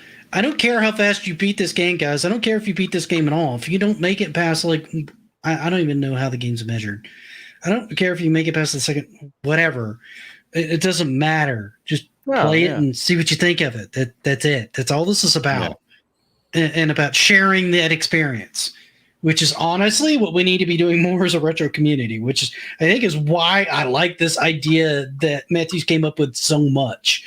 So please continue. Sorry. No, that was it. So anyway, I would say that in a week or 3, we should have played enough of the game to be able to talk about it. I'm not looking to no death run it. So no, absolutely not. No, we're talking the first Toe Jam and Earl. We're talking the second one. I would say the first one. That's what I'm picturing. I don't have Panic on Funkatron. That was my thought process too. Is just to get the first one booted up and to try the very first one, because that's usually in any series. That's usually like my first measuring stick, which is probably bad from a Dark Souls perspective, because my understanding is Demon Souls is kind of like not the one you should start with. It's like the last one you should play after you've gotten good at the series. Except you're not challenged. That's going to be 21 Sam if he plays the game. Yeah, I never said I was great at video games. However, I am slowly getting better at them. I just have to put more time into them these days to actually start to get a level of, comprehensiveness. But I did manage to go through Castlevania without using save states. I did manage to go through. That was impressive. That was impressive. I have beaten Skyforce Anniversary. I'm working on beating Skyforce Reloaded. And then there's a couple of other games that I want to go through and finish as well. I have finished Simon's Quest multiple times. Not that that's the hardest one in the world. I got pretty far on Castlevania 3 before I put it down, and I do intend to finish Zero Mission, which I don't consider an easy game at all. Castlevania 3? No. Castlevania 3 is actually quite hard. I don't know if I consider it quite as hard as 1 yet, but I haven't gotten as deep into it to really make a good judgment call yet. I feel like I'm only like maybe halfway at best, and I'm going to have to like relearn it, because I get to what constitutes stage 6, but that game doesn't really move in a linear fashion exactly. No, the stages are numbered, but you don't actually get to. You actually have to play like 2 or 3 times to actually see every single level the game has to offer. So, then not to mention the other characters you have to play as. For me, I thought Castlevania 3 was just so much harder than the Castlevania 1. Not just in the fact that it's a longer game, but I'd say just legit harder, I thought. Yeah. And John, it's not so much that I couldn't get good at Demon Souls. I just don't know that I want to put in the work I think that's really what it boils down to. The game wasn't grabbing me enough to make me want to put in the work to get good enough at it to be able to complete it. And if you can't gauge me enough to keep me coming back to the game, then maybe it's just not a game for me. It's not so much being bad at it, so much as just not having the drive or the interest. I think that's a big factor in every game. I have no desire to play a game that's so hard that it drives me away from it. And that's fair, because I agree, but at the same time, because there's been a lot of games that have been just so insurmountably difficult when you start, but then if you force yourself to, this is the one I wanted to kind of highlight. But once you actually start making yourself, it just gets just easier and easier in little incremental steps, sure. But that's what's kind of addictive for me is watching your skill with the game improve as you continue to play. There's some games that I just don't think are worth that level of investment. But some games you could actually see that the shining game, like Contra, I thought it was a fun game, legit. So, and I like Contra. I just never put enough time to really get good at it. And I kind of want to at one point sit down and kind of knock it off and start with like 30 lives and see how many continues I got to do with that, and then work it down lower and lower and lower, kind of like what you were talking about, right? Mm-hmm. It's one of those games that you start off with the 30 lives code because you're no good at the game, and then as you start getting to where you can do it with the 30 lives, you start going, okay, how many lives can I shave off on this run? Until you're legitimately doing it with like 3 lives or less. Yeah. Right. Eventually, as you get better and better at the game. Right. But it's one of those things that you have to have the drive to be able to do that. The game's got to be fun enough at heart to grab you, to make you want to. Right. It almost makes you forget how hard it is, as long as it's got that other something that kind of grabs you. Castlevania 3, as much as I love that, I think it's probably one of the best Castlevania games. It does push that limit a little bit. Where and honestly, my limit with that one comes to its spikiness. It's very spiky. Like you'll have some stages that are pretty manageable and feel kind of like a hard, reasonably decent Castlevania 1 level.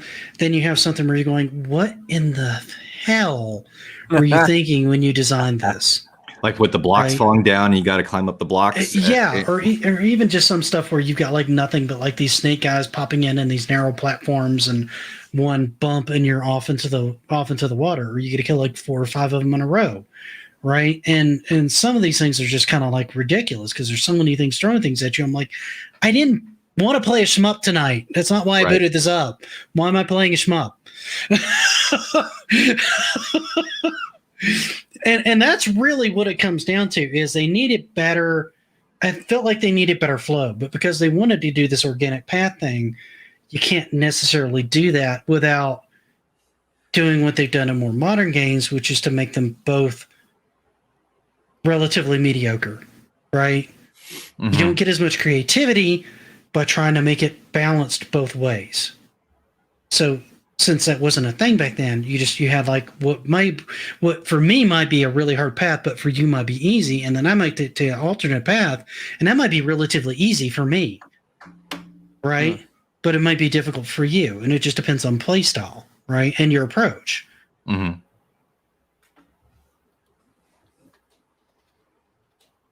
Yeah, and to an extent, that's correct. But some of them are legitimately just more skill-based. It's not even memorization. It's just like learning you have to learn the mechanics, how your character moves, when you can use certain things, when's the best time to use your power. And that comes down to that always has a little bit of flexibility in it too.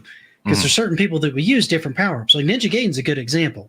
Some people will go through that and they'll use that boomerang thing all the time. And they can go through tons of the stage that way, and they don't necessarily need the spin slash. And there's people that use the spin slash almost exclusively. And there's people that just go through it with the sword, or people that just go through it with this, that, and the other. And it becomes a thing on like what your personal play style is and what you can effectively use in combat. Because not everybody gets really good with the boomerang star. And and the spin slash, while easy to use, is also a pain in the ass to cancel sometimes. So you end up using it when you don't need to. So then you don't have it when you need it. Right. So it becomes like a risk reward thing. Yeah. So it kind of becomes like a guessing game of what you want to use and how you discover your path through the game. Because there's multiple ways of using different sub-weapons. And if the Castlevania 1 challenge showed me anything, is that there's multiple ways of using each one of those sub-weapons to be able to tackle the same challenge in a different way. A lot of people used similar weapons, but there were different approaches on things. Some people would damage boost here. Some people would go this way. Some people would go that way. Some people would pick one weapon for one section and then pick another weapon for another section because they just found that more efficient. Mm-hmm. And that adds a level of flexibility and comfort into the game, which I think is nice, that even in that day, that game is well balanced enough that you can do stuff like that. And Ninja Gaiden's very similar in design that way. I would say so too. I mean, it's...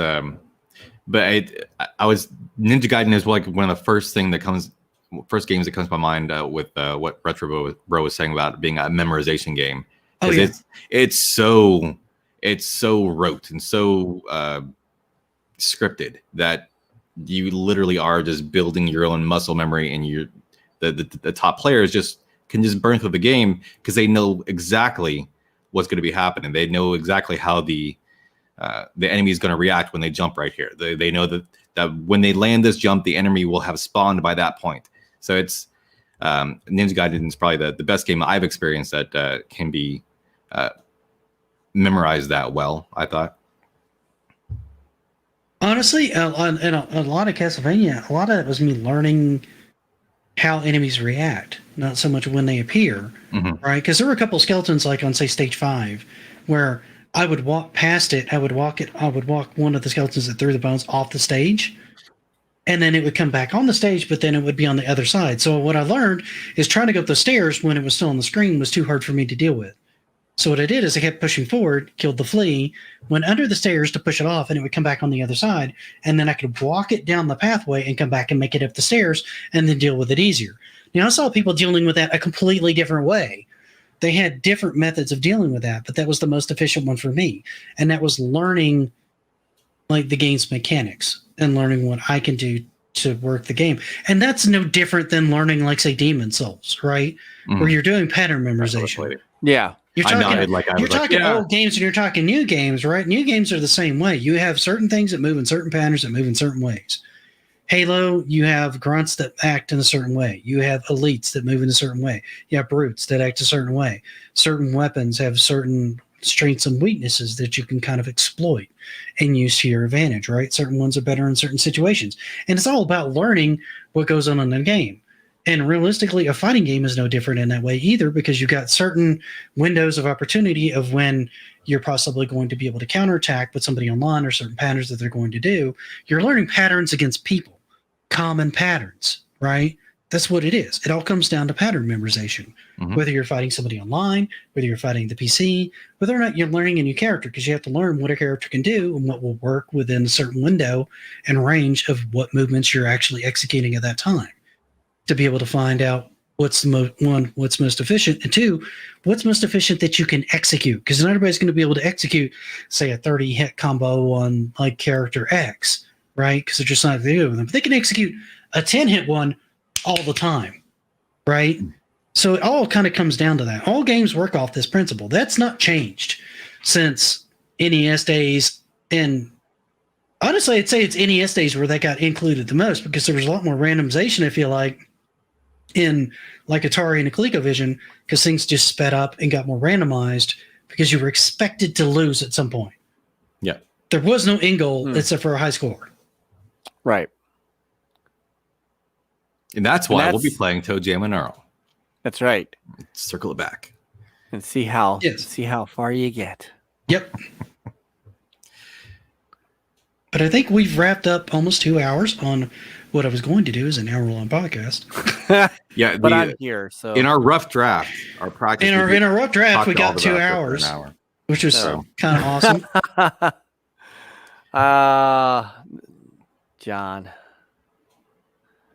I must need some Sega CD, some Sonic CD talk. So, and those are Ninja Gaiden and Castlevania do have randomness. To an extent, within a level of flexibility. Which Ninja Gaiden? I mean, the very first one is the one that I'm referring to. The arcade or the NES version? Because the NES version was totally different. Okay, I would say the NES version, because there's there's a certain speed and cadence you can learn that eliminates a lot of the randomness, but in Ninja Gaiden in particular, there's still randomness and when certain things are done, right?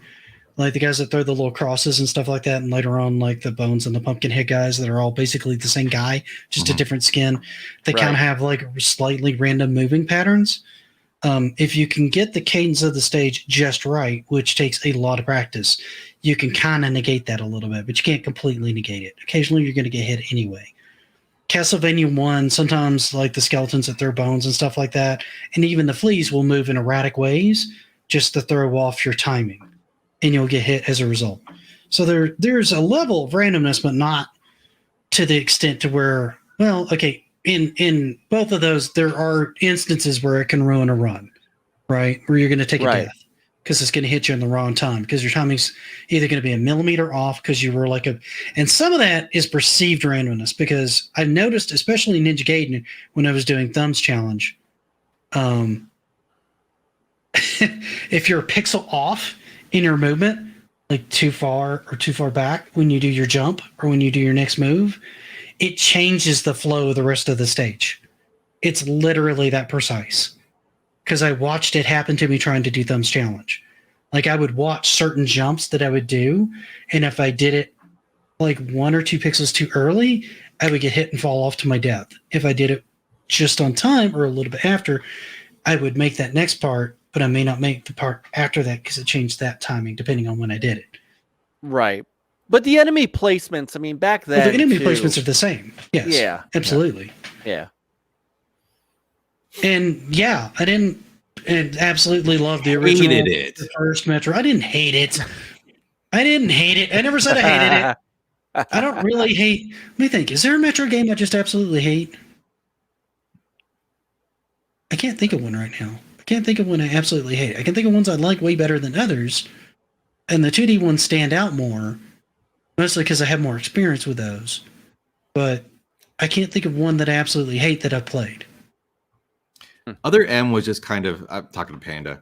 I actually liked Other M to an extent. I thought it was one of the weakest ones in the series. I will totally give you that, but I don't think it's as bad as people make it out to be. I don't think I would go as far as I hated it. I just gave up on it. I beat it, but there were parts in it where I really did not like the choices they made. And most of those were the investigation stages where you stopped, you went in first person mode, and you had to find all the things on the screen before it would let you progress.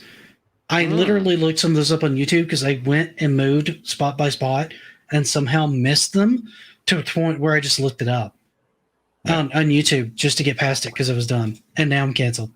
I got that in. I got that in one of my video games monthly boxes. Maybe I'm. Other M is, if you look at it as more of a 2.5D side-scrolling action Metroid game, and you ignore most of the story and look at it from the gameplay, because the story of when she uses things and when they unlock, the reasoning behind it is dumb. The mechanics is the same. Because you don't get things. Because every Metroid game gatekeeps you until you find certain items, and then you can get to certain areas. Instead of doing that, you would be given access to things at certain times to allow you to progress, as opposed to going off and fighting them. And people took exception with how you were granted access, right? Yeah, how she was granted access definitely was not the way the rest of the world saw that character. Exactly. What's up, Socialite? Got it.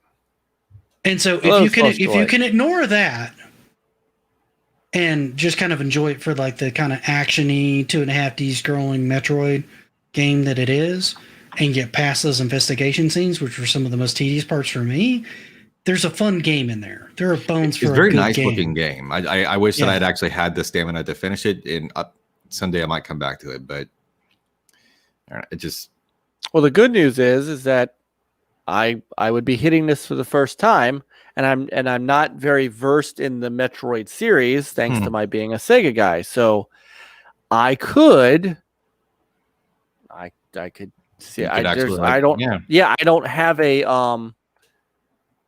I don't have a perception to have other than, is the game good? And honestly, so that's what I can look at. The issues people are having with the decisions they made regarding the character, there's almost no characterization to Samus Aran directly. All the characterization for her came from us, the fans. We were the ones that actually created this character in basically an Ellen Ripley kind of character, sort of, for hire. The games themselves did not actually establish her character. Metroid Fusion had a little bit of just a little bit of a narrative, and it kind of hinted at that, and that's what fueled the story elements for Other M. Samus Returns to an extent because it had some cutscenes that also tried to flesh out her personality a little bit. But yeah, for the most part, the new one did, at least, because she gets told she's got to go here, and there's the dialogue and all that. It's not a lot, but there's some. Okay. But yeah, if you want to play them, go ahead and play them out of order and play Other M before you get like any kind of impression on what Samus should be. And then I think you'll find the story a lot more palatable. Like if you grew up playing like the original Metroid and then Super Metroid and all the others, you have, it's never said, but you kind of get this, you develop a personality on your own for the character having played those games, right? Yeah. Gotcha. Is kind of like a no-nonsense mercenary. Why would you ever do this, that, or the other kind of thing, right? Whereas if you come into it fresh and you walk in to say something like Other M, just take it at face value for what it is. It's your first Metroid game. You'll probably be okay with the story. It's kind of cheesy and trite with the dialogue, but it's not bad, right? But if you're a hardcore Samus Aran fan, many of them found it very insulting to the character. All right. And I'm that really, they had built up in their head, like Matthew said. Yeah, I don't know. Yeah. So I'll be going into it fresh. Yes. That will actually be a really interesting discussion. That could be a really fun discussion. I've never finished it, so maybe we could table that, and that'll be like a future game we do. Yeah, I may have to go through that one again with you guys just to see if I can make it through it again and see what my impression is of it now, when I played it the first time, because I had very much kind of it wasn't a totally negative opinion, but there were definitely points where I'm going, that doesn't seem right in my head, because I've been playing this character since 1988. Off and on since that period of time. And that game came out in what, 2008, 2009? I feel close to that because it had been out for a while, and I probably played it, I want to say maybe 12 or 13 years ago. This is your toe. Yeah, 2010. 2010. All right. See, this is your Toe Jam and Earl series. Yeah. Kind of, yeah, because we played a lot of it, right? Metroid is probably just under Mega Man and Castlevania would be my favorite game series. So, wow.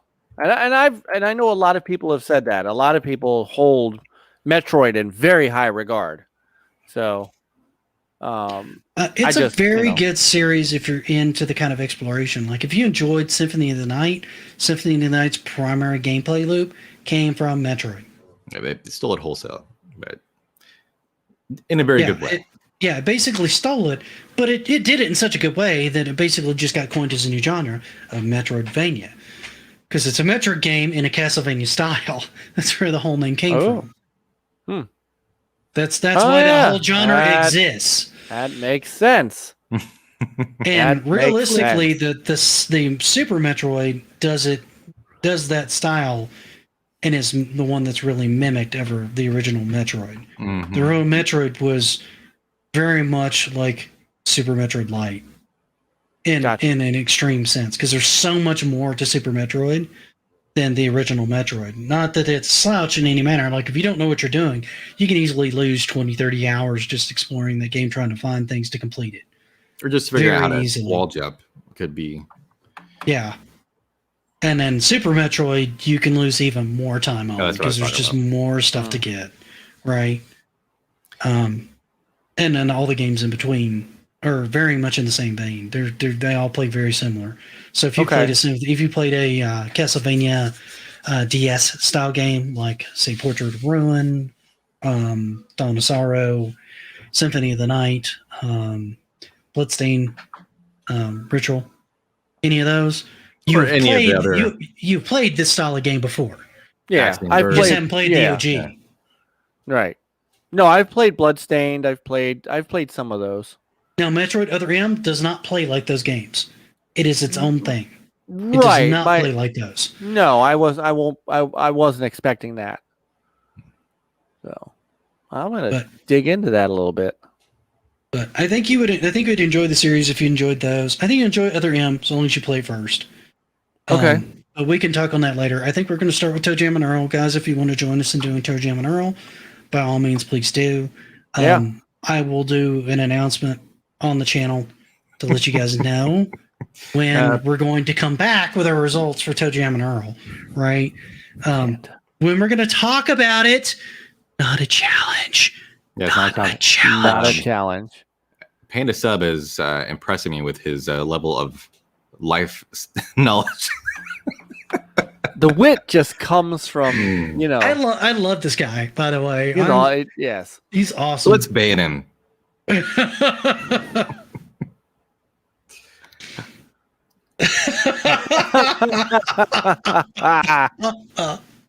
Wow. It is kind of radical change. And once you played more of the games, you'll kind of look back and you'll be like, yeah, he's kind of right. But just jumping into it, yeah, absolutely. All right, well, I'm down for this. You guys play Toe Jam and Earl. I'll play Metroid Other M. That'd be not a challenge. I need to play Other M too. So all right, so we'll save that then. We're gonna save that for another week. And Nick wants to play it too. We'll save that for another week. That we won't be challenging each other on Toe Jam and Earl again to make sure you got it all fresh in your. All right.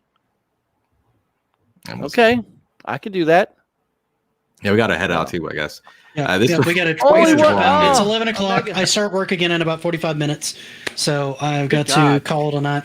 Well, yeah, I have a midnight maintenance tonight. That's probably going to go till about 4 or 5 o'clock in the morning. I'm endeavoring to get myself out of this position, which is going to involve me losing more sleep for a little while. All right, well, Omega Ace, I beat you to it. I just subbed to you. So Omega's awesome, by the way. Everybody here in chat is freaking awesome. Celestial Light is freaking an amazing gamer. Thumb Brothers is phenomenal. If you haven't checked him out, he's so much fun to watch. Hang on, I'm all these guys, man. All these guys. Spoot Scoop, he's great.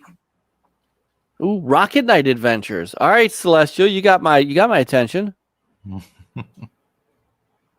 These guys are all awesome. This is part of like my normal like retro crowd that you haven't met as many of that you're going to get to meet now.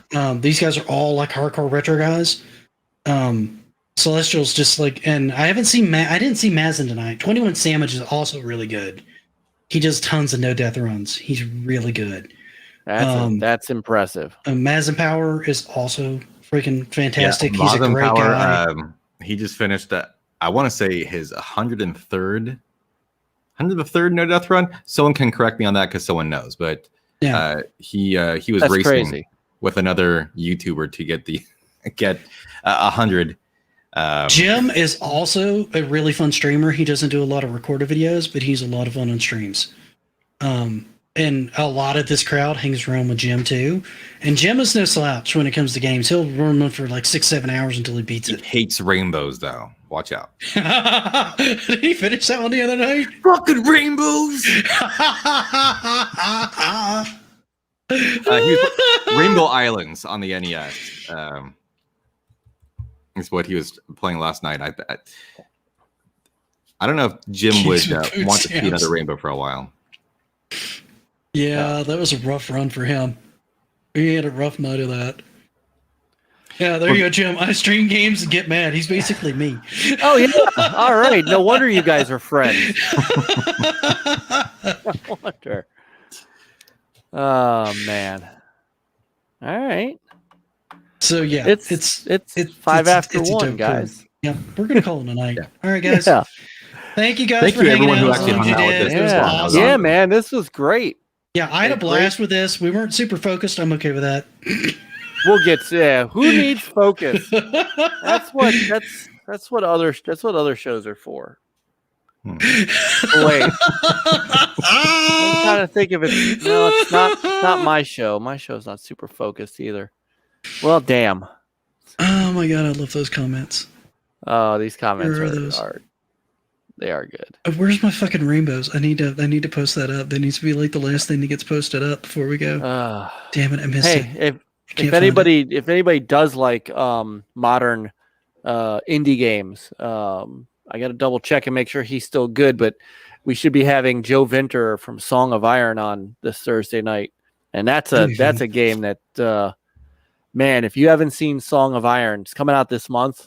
I don't think I've seen that one yet. How did I miss that one entirely? Think of a 2D platformer with guys remember the old game Barbarian? A little bit, kind of fuzzy.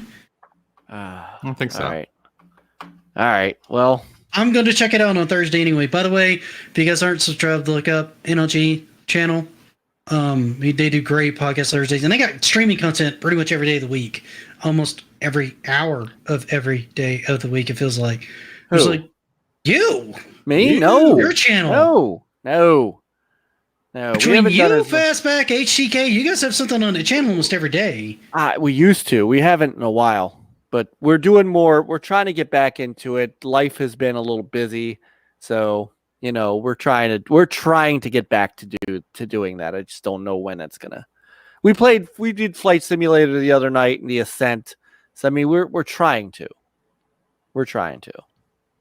Yeah, obviously, if you guys don't know MrMatthews, which I think everybody here does, please sub. Please sub. A lot of these guys are from my side of the family, Nick. Yes, they are. A few from my other side have popped in, like Ryan Landers and a couple of others. Born Distracted. I don't think frequent your stuff quite as much, but a lot of the crowd is from your side, which I'm okay with that. I love that side. I hang out with them as much as you do. Yeah, we got a good crowd. I'm always down for learning. I'm always down for learning new people, getting to know new people. HDK was in here for a bit too. Yep, it was a little past his bedtime. Yeah. All right, guys, we're going to call it. We're officially calling it now. I'm Clicking In Podcast. Bye. Good night, everyone. Bye. Play on, gamers. Yep.